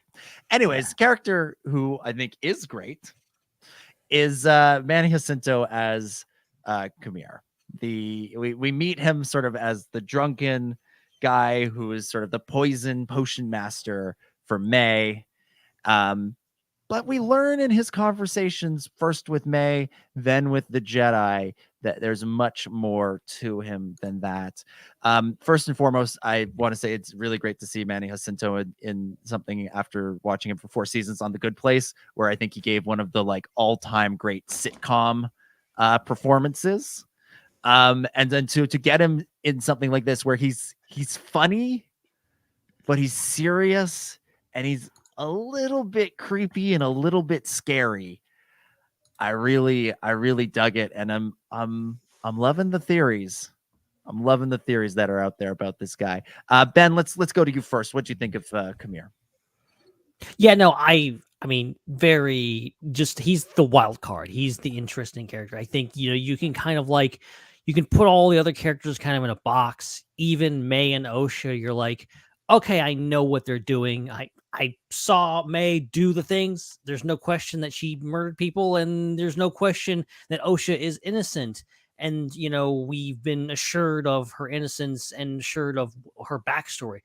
Qimir is, he's so interesting because we know nothing about him, and we know he's conniving. I love the scene where it's him and they're monitoring him, and then they go to confront him. Actually, before that, they're listening to it, and Jecky's like, "Oh, we got the confession. We're gonna go in things." And Sol's like, "Wait a second, keep listening." And he says he will be so pleased. And then Sol remembers that, goes to confront him, and says, "Who's he?" And then Qimir says, "I thought he was with you." Also, that was and then, so but funny. then so funny. But then strategically, immediately starts spilling the beans on May and going like, "Oh, I was just helping her," totally to throw them off about dropping the he bomb, and like knowing that like, okay, this dude knows way more than he's letting on. He knows about the Sith Lord. He knows about the guy with the red lightsaber. Yeah. He may even be the guy with the red lightsaber. Well, that's the whole of the story. Is he buddy with the teeth helmet? Is he? I feel like you know what? My hot take is no, simply because I think the show wants us to believe that. I think the show is trying to point us that direction. And I think, it could very well be him, because there's other things, like there's somebody kind of slowed down the footage of him, because May goes and fights him, tries to attack him and kill him in the alleyway, and he like very easily dodges her attacks and like is very formidable as a fighter all his own. And it's like, this guy's not some drunken, arms dealer or whatever else, like he was running stuff for the Hutts or whatever he said he was doing. Like, this guy there's a lot more to him. I'm not sure what's going on. I think he definitely has a connection to the Sith Lord. Is he the guy with the mask? I think it's telegraphed that way. We shall see, though. Hannah, what did you think of this character? Yeah, I love this question we're posing, because I can't tell. I have no idea. He could just be a random, that he is just kind of a part of this operation, or he could be a really big part of it. I just cannot read it, but I think that's probably good storytelling, and that we have all these questions, and it's just not that overly obvious where he will go, or what he's there for. He definitely knows a lot, and I think if he was just like a random smuggling helper that was helping May, I feel like he wouldn't know so much about their purpose and the master, the acolyte, or whoever they're working for. But it is just very interesting to see how comically he was portrayed, but then seemingly I think he's going to have a lot more sinister role in the show and into the story. So yeah, I found it really interesting. I'm excited to see where they take this character further, because I think he's going to be a big part of things. Chris, do you have a read on Qimir? Nothing beyond what has been said. Nothing beyond what has been said. I still it's kind of mysterious. I'm still trying to figure it out. So when I first watched it, I thought, yeah, okay, Manny's the guy in the mask. That's got to be it. That's got to be it. Then I heard this theory, and I wish I could attribute it to somebody because it's not mine. I can't claim it as an original. I say Qimir is not the guy in the mask. He's not the Sith apprentice who is one rung above May. I think Qimir is the master. Ooh, wow. The true dark side lord at this moment, true lord of the Sith. And he is helping May to, try and push the current apprentice, Buddy with the teeth, to be, get going on this whole rule of two business. And if he fails, then he's already prepared a second, a backup, much in the way that, Sidious, if you're to believe the Darth Plagueis novel, Sidious had Maul in the wings for when he overthrew. Because the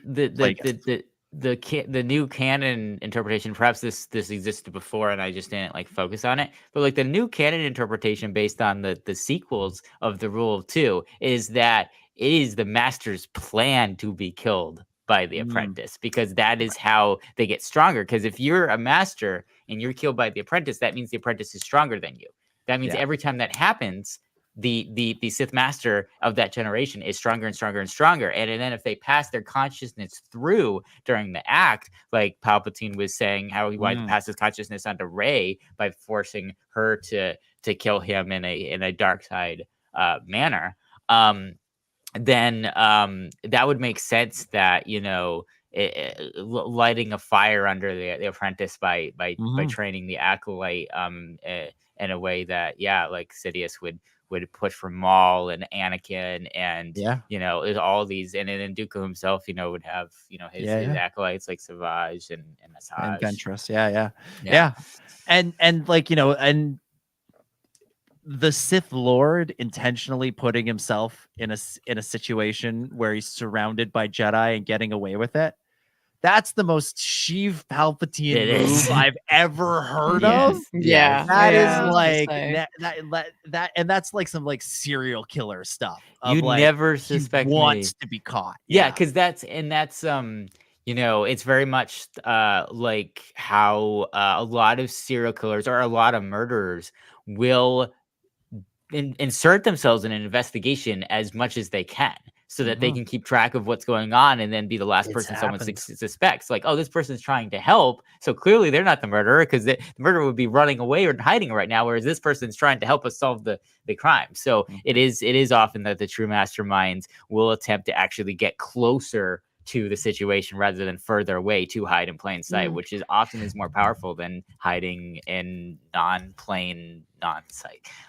But I love the juxtaposition of, we are accustomed to the Sith Lord being in the higher echelons of galactic government, we're accustomed to, okay, the Sith are working, they are the Chancellor, they are the most powerful person in the galaxy. I like that, flipping that and going like, no, this guy is the lowest scumbag, just in a street corner. And ultimately it shows how long obviously they have to go as Sith, but also it's kind of a reverse of like Yoda and Ben Kenobi, of just like, they're hiding in plain sight, he's just there, he doesn't even care he comes across Jedi, because he's so confident in the fact that they won't even notice him, that this guy is so insignificant.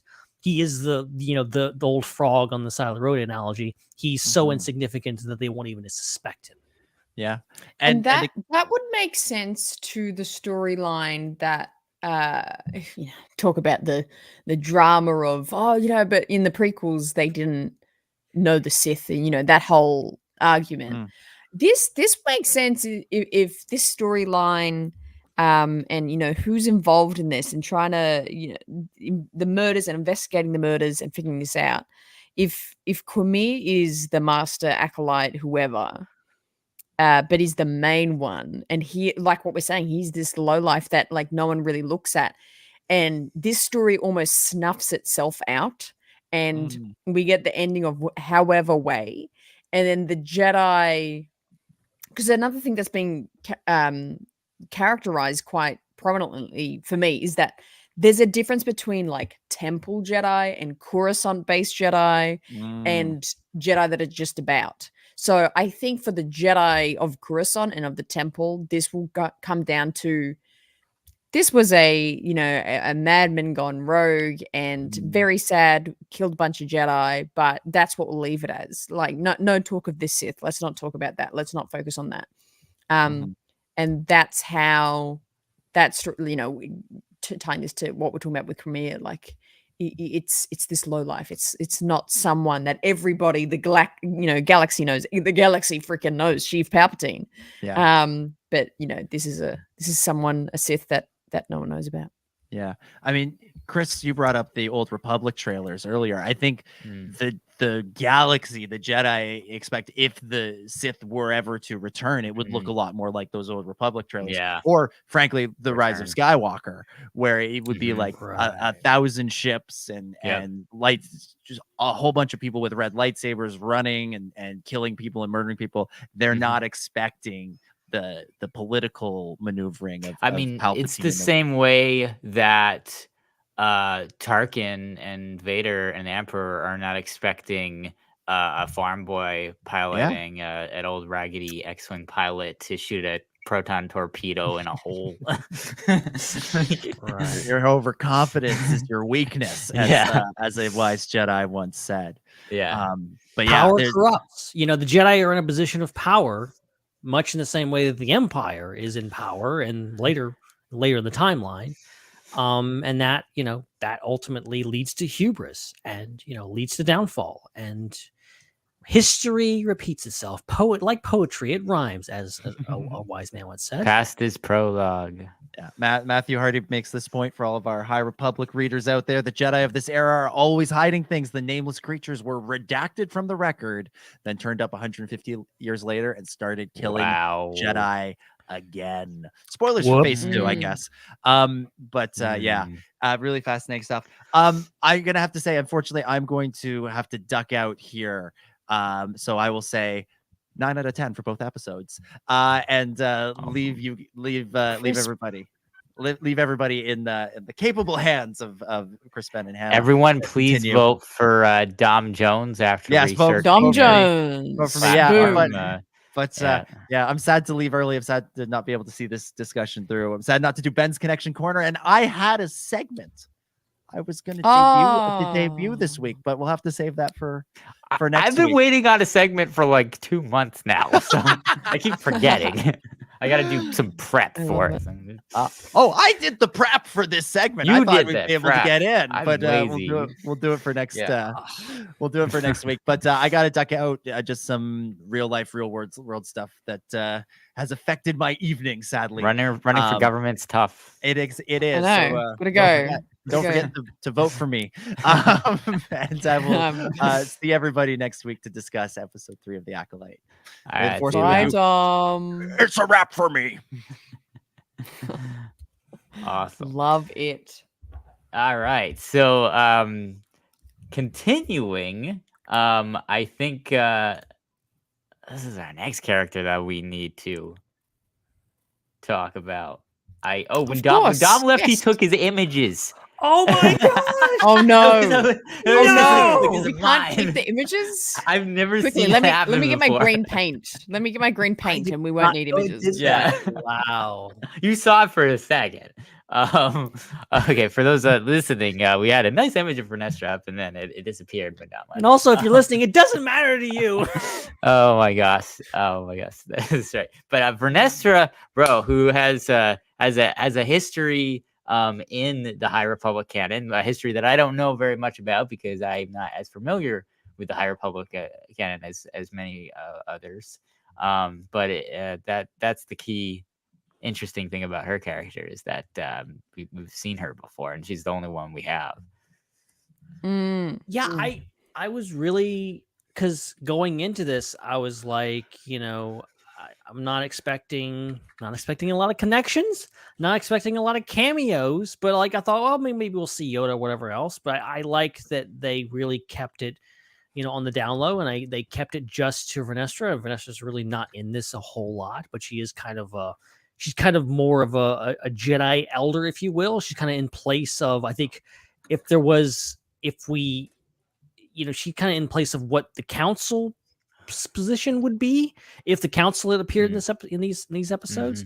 Who knows if we will see the council before the end of this show? Good but question. I think she's definitely kind of calling the shots, and which is an interesting way to do it. But I think ultimately, Vernestra is just, she's just a really cool character.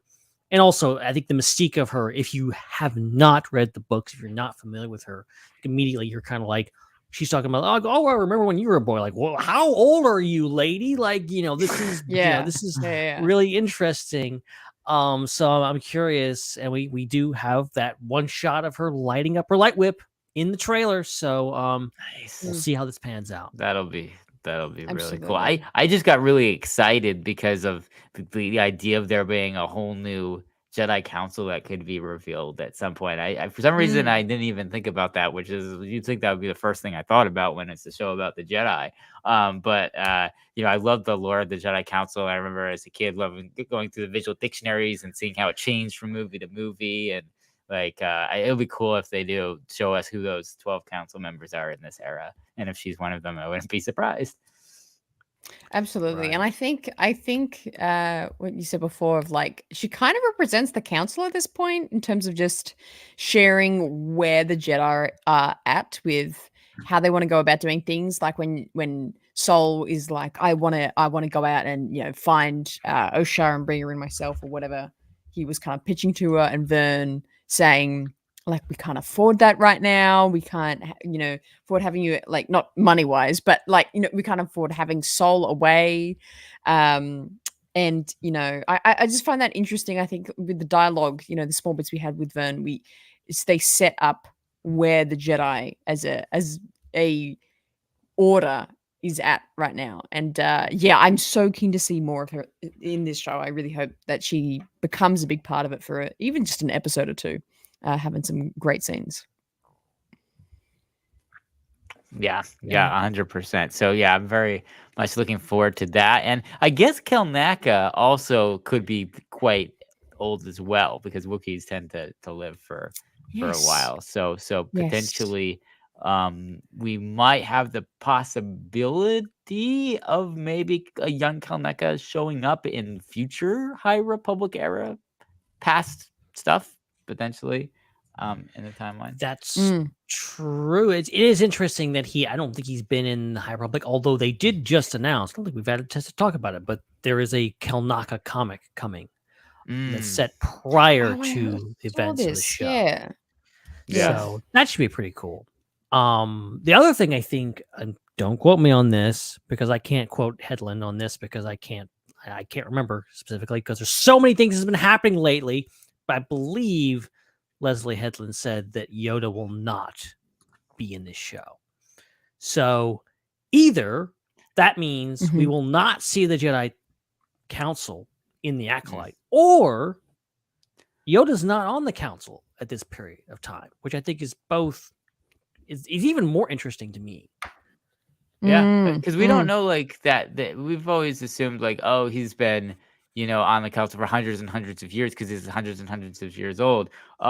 But actually, no, wait, there's a moment. Is he on the council in the High Republic era?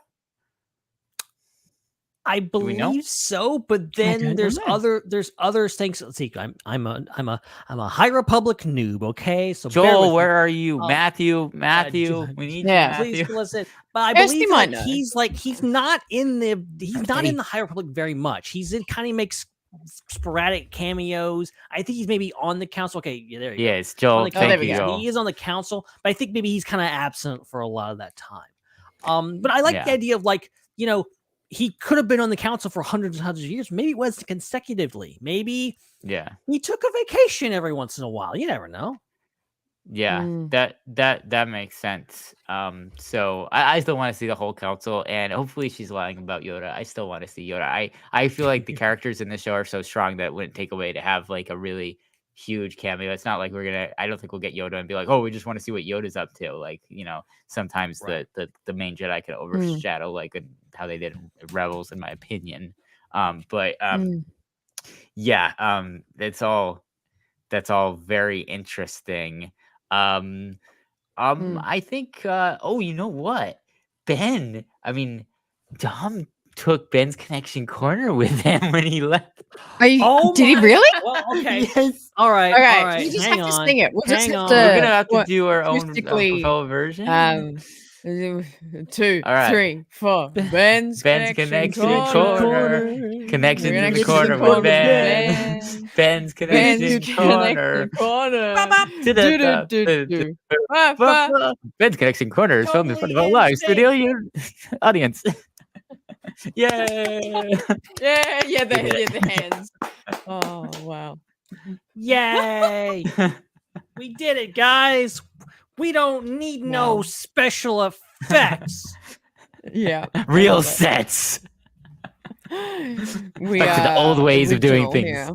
Yep. Before the dark times. All right. So like I said, I wasn't really expecting a lot of connections, but there was actually quite a few connections in this thing. And a lot of the stuff was kind of revealed in teasers and stuff like that. Obviously, we got the light whip, which we haven't seen yet. There's dead on High Republic robes. There's a Jedi Vector that shows up in this first episode. A lot of really cool High Republic connections. And I've enlisted the backup of Mr. Matthew Neugebauer to help me through this show, because I am such a High Republic noob that I feel like I really do need the help. So this might at some point become Ben and Matt's connection corner, just to get through the High Republic lore, because I need to catch up.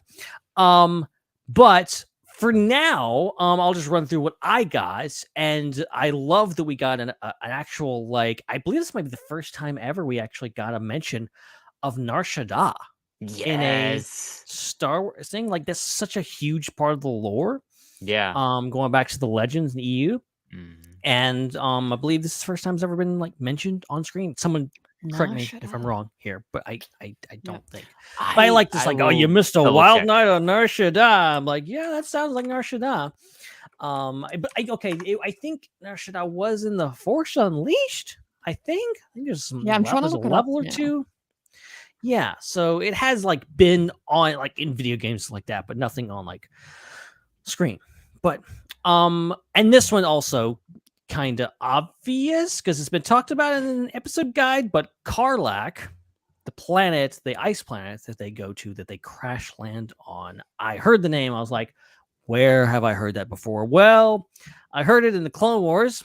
This is Leslie Headland's her just wealth of knowledge and her deep cutting with this, because Karlak is the planet that we see in the, I can't remember the episode title, A Friend in Need. Clone Wars, A Friend in Need, the one with Lux Bonteri and Bo-Katan, the first ever appearance of Bo-Katan and the first ever meeting of Ahsoka Tano and Bo-Katan was on Karlak. So bet you didn't expect a bonus Clone Wars and Mandoverse connection in this episode. So good. I messed that one. That was really cool. I fact checked you, and Nar Shaddaa is not in any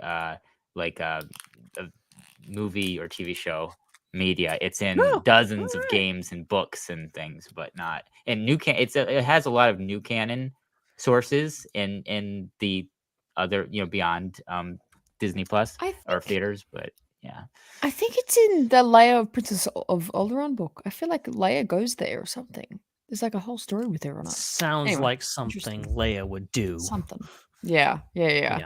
That's cool. Check it out. Speaking of Karlak, after the crash, when Osha is wandering around inside the wreckage, if you look towards the middle of the wreckage in the main compartment, there is a oblong pole sticking out of the ground that is in the middle of the room. That just happens to be the same type of pole that you see Han Solo use in A New Hope when he tries to jam the trash compactor. Oh, that's so That funny. is It's the so same- random. That's a great touch. Yeah, and it's also the Wow, same. I like It's that the though. same one that they put in Mando, where they're like, I got this part. They put it in the N1. I don't know what it's actually called. I have to look that up. But that's pretty cool. Like that a lot. Also, when Sol and Jecki are heading to the shuttle to go meet Yord, if you look to the left when they're walking out onto the platform, you can see a Selkath. Anybody know what a Selkath is? Anybody? This is why you win trivia and I don't. Yeah. Look, this is a portion of Star Wars canon that I don't know very well, but I do know the Selkath because there was one in one of the Senate Clone Wars episodes. One of the ones you're trying to go after and kill Padme, one of the many bounty hunters. This little short blue guy, fish-looking dude. Oh, I know who you're Old talking Republic. about. Yeah, he was. He Yeah, had, fishy. Patriots. I He don't had know what his name is. Patriots on his backpack. He's a New England Patriots fan. What? Maybe that's the same In guy. Arabesh, in the Star Wars alphabet, on his backpack, it says Patriots. That's amazing. Wow, What? that's so Oh my random. god. Who's the Patriots fan that did that? Like, was that Dave Filoni that did that? No, Dave Filoni is a Steelers fan. Goldie, the Right. astromech, is homage to the Steelers. Oh, So it was I somebody see. else. It was one Gil? of the other production designers. Gil, yeah. Was that the fish's name? Maybe Gil? that seems kind of too on the nose. I know that they also had Amagan Die who died, but no, I think he had a different. And it was Robinino, I think. Oh. Okay. So yes, Robonino. Yeah, I Robinino. think that's how you pronounce that. Robinino, He's yeah. first appeared in I believe it was Hostage Crisis. Yes. And then reappeared in Pursuit of Peace. Yeah. But that's not who I'm talking about. The other, it's the there's another Selkath. one.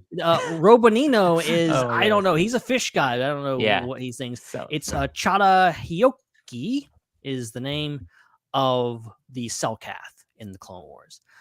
And I don't remember the name of the one in Knights. So you're saying it's a different species of what we're talking about? Different species. So two fish guys hanging out Oh. together. Two fish guys. He's from the planet. He's from the planet Manan. Oh, the one that looks kind of okay. Look, yeah, I know who you're talking about now. You may not Stranger, know the Chris, name honestly. Selkath, but you've seen a Selkath before. Yeah. You're very very iconic Star Wars alien, even albeit somewhat obscure. But that is the way it is. Okay, one more thing. We mentioned it. There you go. But oh yeah, there he is. Oops. There he is. Oh my god. him Yeah. right there. Yeah. Uh-huh. Yeah, Uh-huh. so he told you. Got it. See, you'll get that trivia question next time. See, we all know. Yeah, boom, there we we all go. know what a Selkath. Selkath is now. Yep. They're like, And what I is that remember alien in Robinino's Knights of name, the too. Republic? Yeah. Yeah, there you go. And one last thing, we had the mention of the bearish vow, and I did not know what the bearish vow was until right before this episode. I did a little research. Same. And the bearish vow is named after I think it's the Jedi Master Bearish, and it is a kind of a meditation, as we see in this episode. It's kind of a vow they take when maybe they're looking for where to go, either as Dominic said, running from something or running to something, and they just go into meditation. And there's a Jedi, I think, that does it in the Dark Times. I think it's in one of the early Darth Vader comics created by Charles Soule, and he seeded that in the Darth Vader comics, and then ended up going back in the High Republic and doing that, as he does, because he's a mad genius, that Charles Soule. And so that's a really cool little thing that I didn't catch when I first watched the episode, and I was like, what's the bearish vow? And then there you go. But yeah, I think that's all of it. That's all of it for right now. I'm sure, I swear to you, every time I do this and then I go watch the episode again, I find like 5 other things, and it drives me insane. Yeah. But that's the way it goes. Oh man, that's awesome. So I guess that's another classic edition of Ben's Connection Corner. Connection Corner. Connections in the corner with Ben. Ben's connection corner. How's it going, everybody? That's connection. The corner is coming from a live studio audience. You forgot that. How's it going, Ben? At the first one, I had to add it. I had to be you. How's it going, everybody? See, I can do that spot on. You can, yeah. I realized after we did the first time, like we forgot that part. That was the best part. Yeah, that's an amazing impression, Ben. You're doing an amazing impression of it. Yeah. How's it going, everybody? Oh my gosh! All right. So, any other thoughts on the episode before we move on to the final thoughts and scores? Man, yeah. We didn't talk. I love that Indara was such a huge part of the promotional thing, and I saw it coming a mile away. Yes, you said this. What did I say? It was either last week or the week before where you said she'll die immediately. She'll just like really won't be alive for this show. I was trying not to speculate too much on. Like she's so exciting. Like she's been in the trailers. But you're like, I have a feeling she'll die. I didn't mean. I hope nobody was spoiled because I genuinely I was trying to hold myself back from all my theories. But I do like. I was bummed that like, oh yeah, everyone's excited for Jedi Trinity. This is gonna suck. Obviously, there's other scenes that we'll see, so she's not completely done. But the balls that it takes to do this, and also just the fact that if you're gonna do a fake out, you do it right. Like this is like I'll keep going back to Scream. This is Scream level, like fake out of let's do all this promotion. Like they have poor Carrie-Anne Moss in an interview, and they're like, "What was your favorite scene to perform?" And I'm like, "Man, I wonder maybe it's the only scene you were in, Carrie-Anne Moss." And just the commitment to the bit, and then going forward, and then having her die. But it ultimately, I want to be mad at it, but I can't be because it sets the tone for the entire series. And once you see her go down, you're like, anything could happen. So when I'm watching later on in the episode, Master Sol's going to go face her. I'm like, oh my God, I do not want this to happen. Like, I'm so scared for him. And I'm going to continue to be terrified for everyone anytime anything bad happens because, the tone has been set. I think it's a brilliant way to start the series. Yeah, that's so true. I'm of the thought that in order to unravel the mystery that is at the center of all this, which is not the murder, but the motivation for the murder and what happened in their past, I feel like as they do that, they're going to have to inevitably do flashbacks. And so I'm thinking that some of the episodes will delve backwards in time, and that the bulk of Carrie-Anne Moss's acting is stuff that they couldn't show in the trailers because it was in a different timeline, and that it's still just in the flashbacks in the past. Like that's my theory, is that we're still gonna get more of her, and it's not just like a one episode like guest spot. Although I will say that I think in the credits she was the one that got the width, I think, which tends to be reserved for people that are kind of like as a highlight guest spot. But that could be for the entire series, not necessarily the episode. Yeah, I agree. Yeah. Any other points? This is this is like a TV show version of Attack of the Clones. Yeah. So I yes, but to me, I think the storyline is very much Attack of the Clones of very mysterious, curious. We're trying to figure out what are we as Jedi. There's something happening in the galaxy. We've got to figure out the bottom of it, and it's something to do with the identity of who Jedi are. And it's like that, like I've just explained both Attack of the Clones and the initial premise of this show. So I really like that I got so many prequel vibes from this opening 2 episodes. That really explains why I vibe with this show so much, because as we all know, Attack of the Clones is my favorite Star Wars film.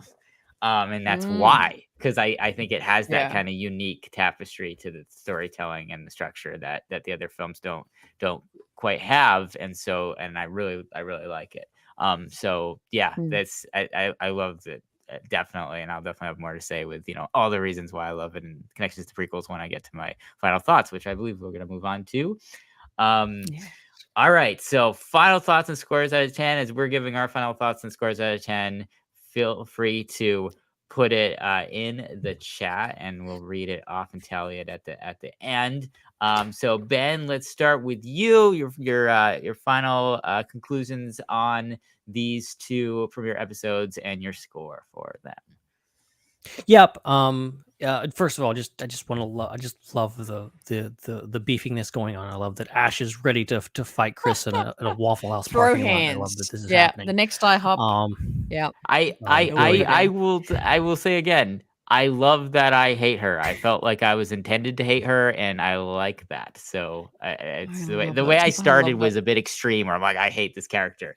It's not not without love that I hate her. I love to hate her. We see you backpedaling. We know you were threatened, and you're trying to go back on that. I love it. Came on a little too strong there, eh? Okay, to my thoughts. So what do I actually think? Because like I said, I really enjoyed this show. I have a few like nitpicky stuff. I always have nitpicky stuff that I have to either tell myself to shut up about, or I have to convince myself it's actually legitimate. Like for example, these 2 characters, May and Osha, they are together and then they are separated. They both think each other is dead. They don't see each other for a while.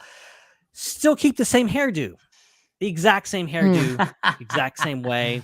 Not sure how I feel about that. I'm trying to rationalize and trying to like, okay, maybe it's a customary thing. Maybe it's the way their moms did it and they want to keep it that way. It's a bit of a sticking point. I'm willing to forgive it, but it's just weird. It is. I mean, the show. I think it definitely. It's doing what I kind of wanted it to do, which is kind of mixing Ahsoka and Andor, which ended up being kind of the 2 shows that I most identified with, the shows that I really loved the most. Same. And I liked the seriousness and the attention to detail with Andor. I liked the whimsy of Ahsoka and the kind of just embracing of the ridiculousness. And I think for all the seriousness and all the the murder of the Acolyte, it's a goofy show still. It delighted me on so many levels. There's so many great character interactions. I love that first moment that we have with Jecki and with Sol. I love Sol is like, what is it, Jecki? Like, their dynamic was just so delightful. And just all the characters, is it Yord? That dynamic is great. It's serious when it needs to be serious, but also it keeps that Star Wars, whimsy there that I think is very, very important. I think it has all the correct ingredients for a magnificent Star Wars show. So I think I'm gonna have to give it, I think 8.5 out of 10. Nice. Nice, very nice. 8.5 out of 10. Hannah, what are your final thoughts and score out of 10? Yeah, I found that these episodes really surprised me because this is really not a genre that, again, I'm not super a big fan of or have watched a lot of. But I really found myself drawn to the story, drawn to the mystery, what's going to happen, and the plethora of new characters we've gotten has been phenomenal, and I'm really, really excited to see more of them. It's one thing to introduce a whole bunch of new characters, but to make them all individual and interesting and you want to know more about them, I think is, a sign of good writing and good storytelling. And I'm just overall very excited by the direction of this show so far, as well as, not to mention, my favorite part is just the amount of Force abilities that we got in just these 2 episodes alone.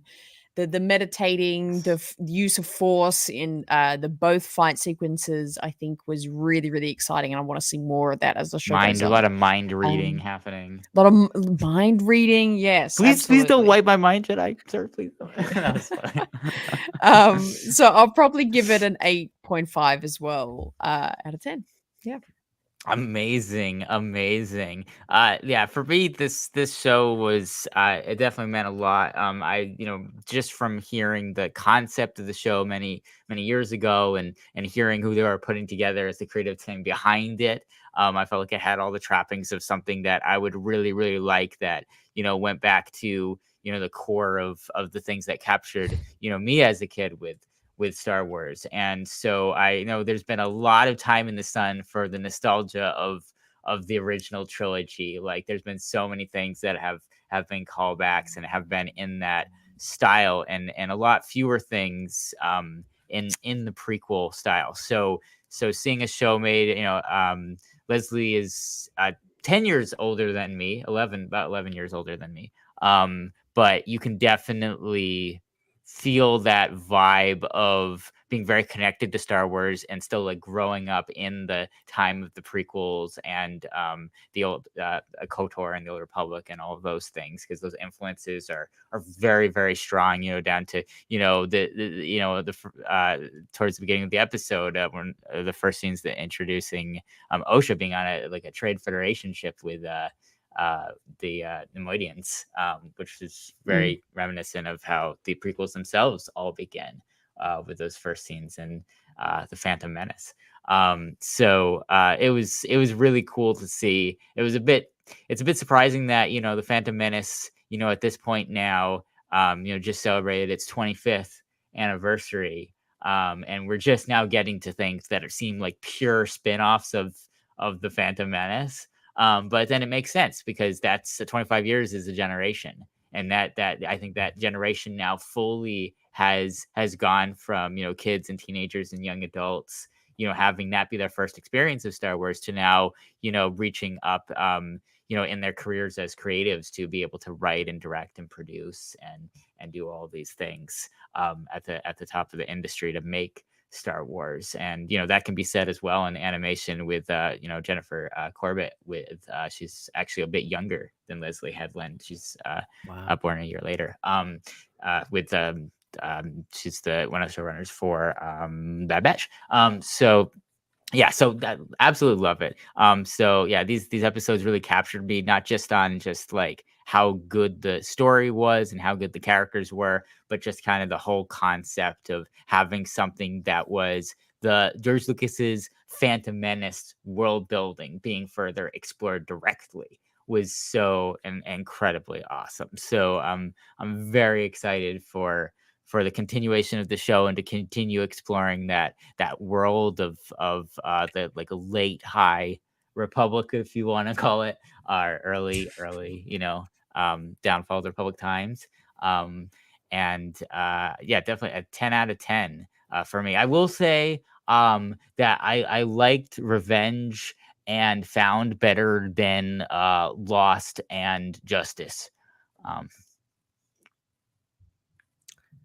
You didn't hear the joke in there. I swapped the joke. Oh gosh. I'm still trying to get my head around, because I don't even know. Yeah, they're all the same. Come on. Oh my god. It's like Revenge, Justice. One sound. Oh my gosh. So let's go to the chat. And if you haven't yet, you can put a score in there. So Kirsty Forbes gives a 7.5 out of 10 for both episodes. Ash gives Jackie a 10 out of 10, but the episode's only a 7 out of 10.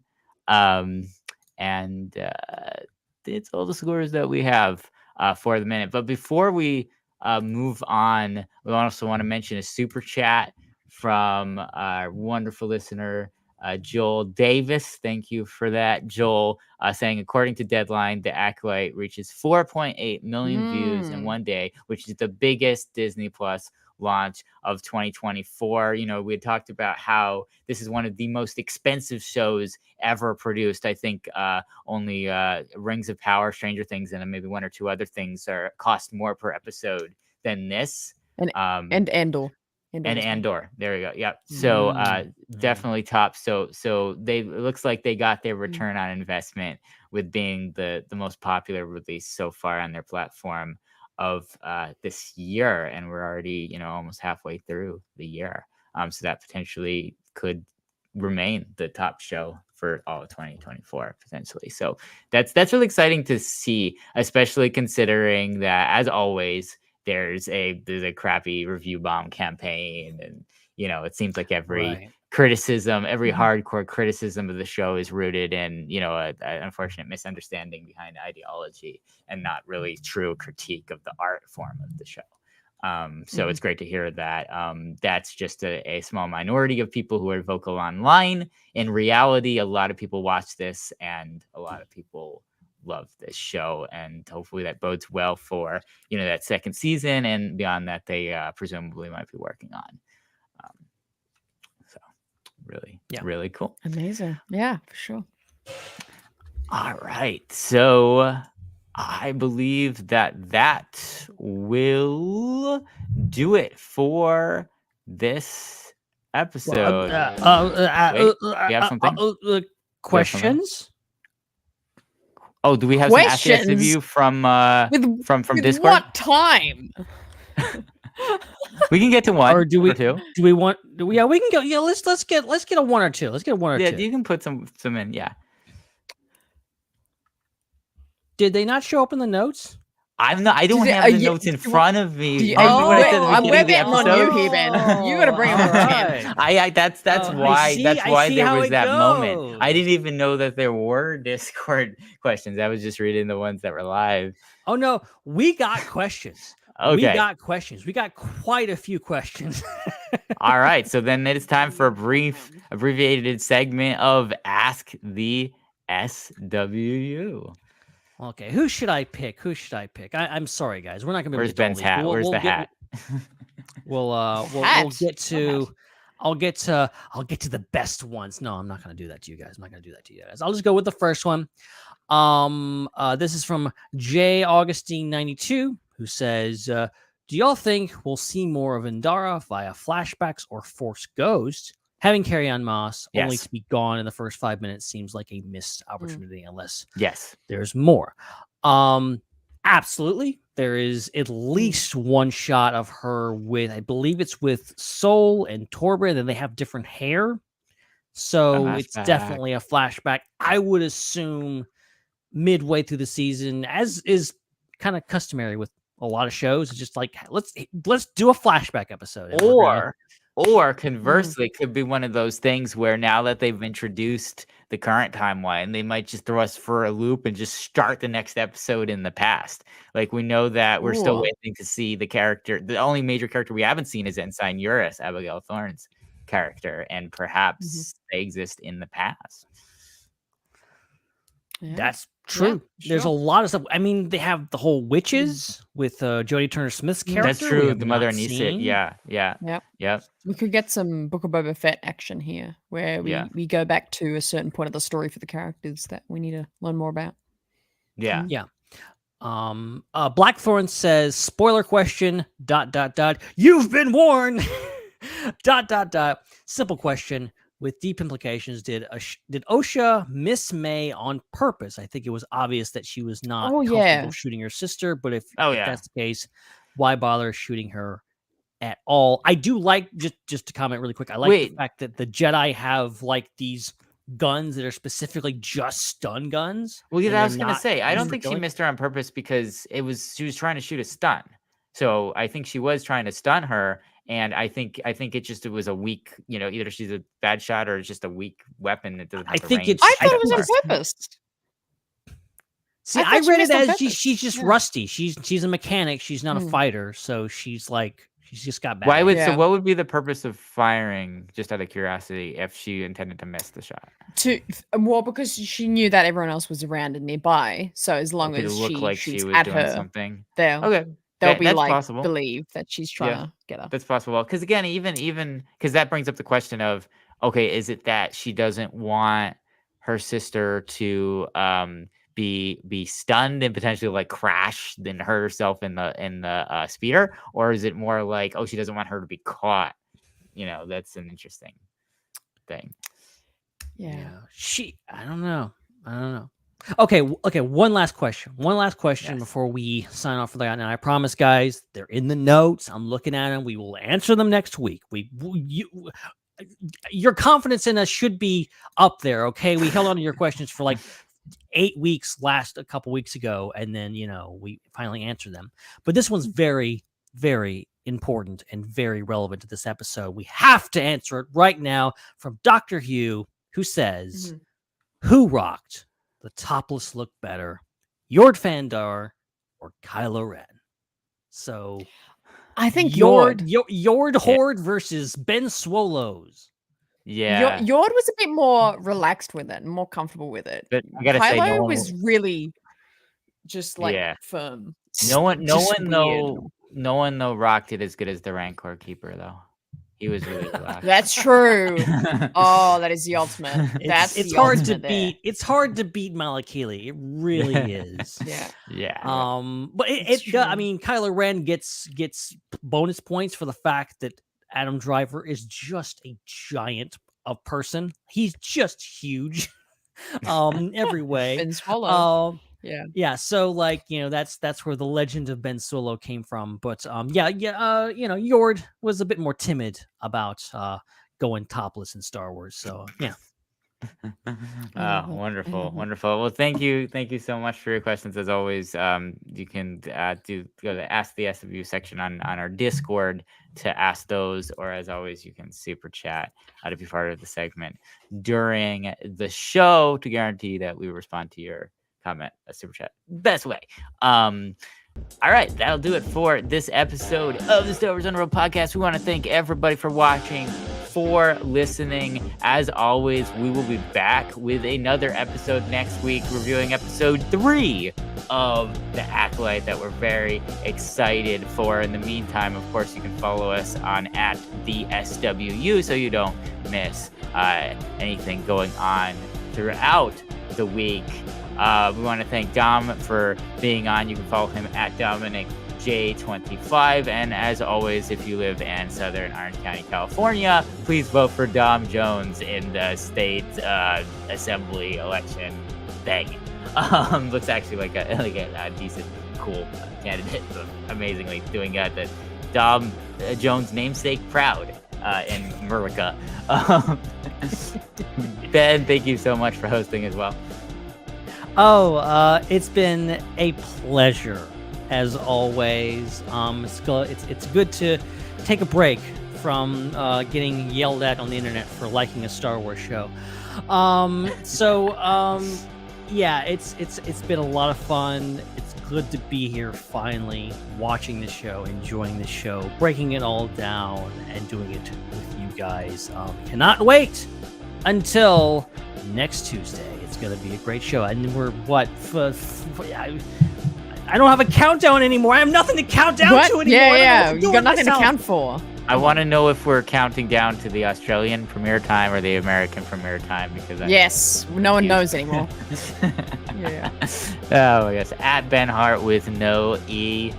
Spell out all the words that I just said and spell the heart with no E. That's or don't. I've heard from enough of you people this week. Okay, I don't need any more. Don't follow me. Oh my gosh. Hannah, thank you for hosting as well and dropping by from the Raeside. I had a great time, as always. Thank you so much for a great discussion. And I can't wait for more Yord Horde into next week. It's going to be a good time. What a pleasure. Awesome. You can follow Hannah at the Raeside, RAE side, and check out her YouTube channel, The Raeside, for more great content where Hannah frequently appears as other characters from the Star Wars universe, which is really too frequently. Really, yeah. Now, when you were mentioning your comparison between Ki-Adi-Mundi and Yord, I'm like, okay, does that mean Yord is next? You're gonna have a Yord version. You got to do the hair Yeah. or something. Yeah, do the hair. Yeah, get the one. I do have only one of my ears pierced, so I could. There I you could go. suit that. So, So, all set. yeah, All set. I'm already with halfway that. there. Yes. So check out all that fun stuff over at the Raeside or AE side. And you can check me out at Seek3PO on social media. Make sure you join our Discord. Link is in the description, in the show notes. That's where we got those watch parties, those game nights for Star Wars Hunters and the Jedi episode, Young Jedi episodes, and all that fun stuff. And of course, make sure you check out all the other shows on the Star Wars Underworld Network, the Raeside, Ion Cannon, Tales from Beyond the Galaxy, Tractor Beam, and more. You can find Tales from Beyond the Galaxy with their own YouTube channel and Twitch. The Raeside has their own channel, and then you can find Ion Cannon and Tractor Beam right here on the Star Wars Underworld Network channel on other days. So check that out. All right, we'll be back in 7 days, but until then, for Dom and Ben and Hannah, my name is Chris, and may the Force be with you.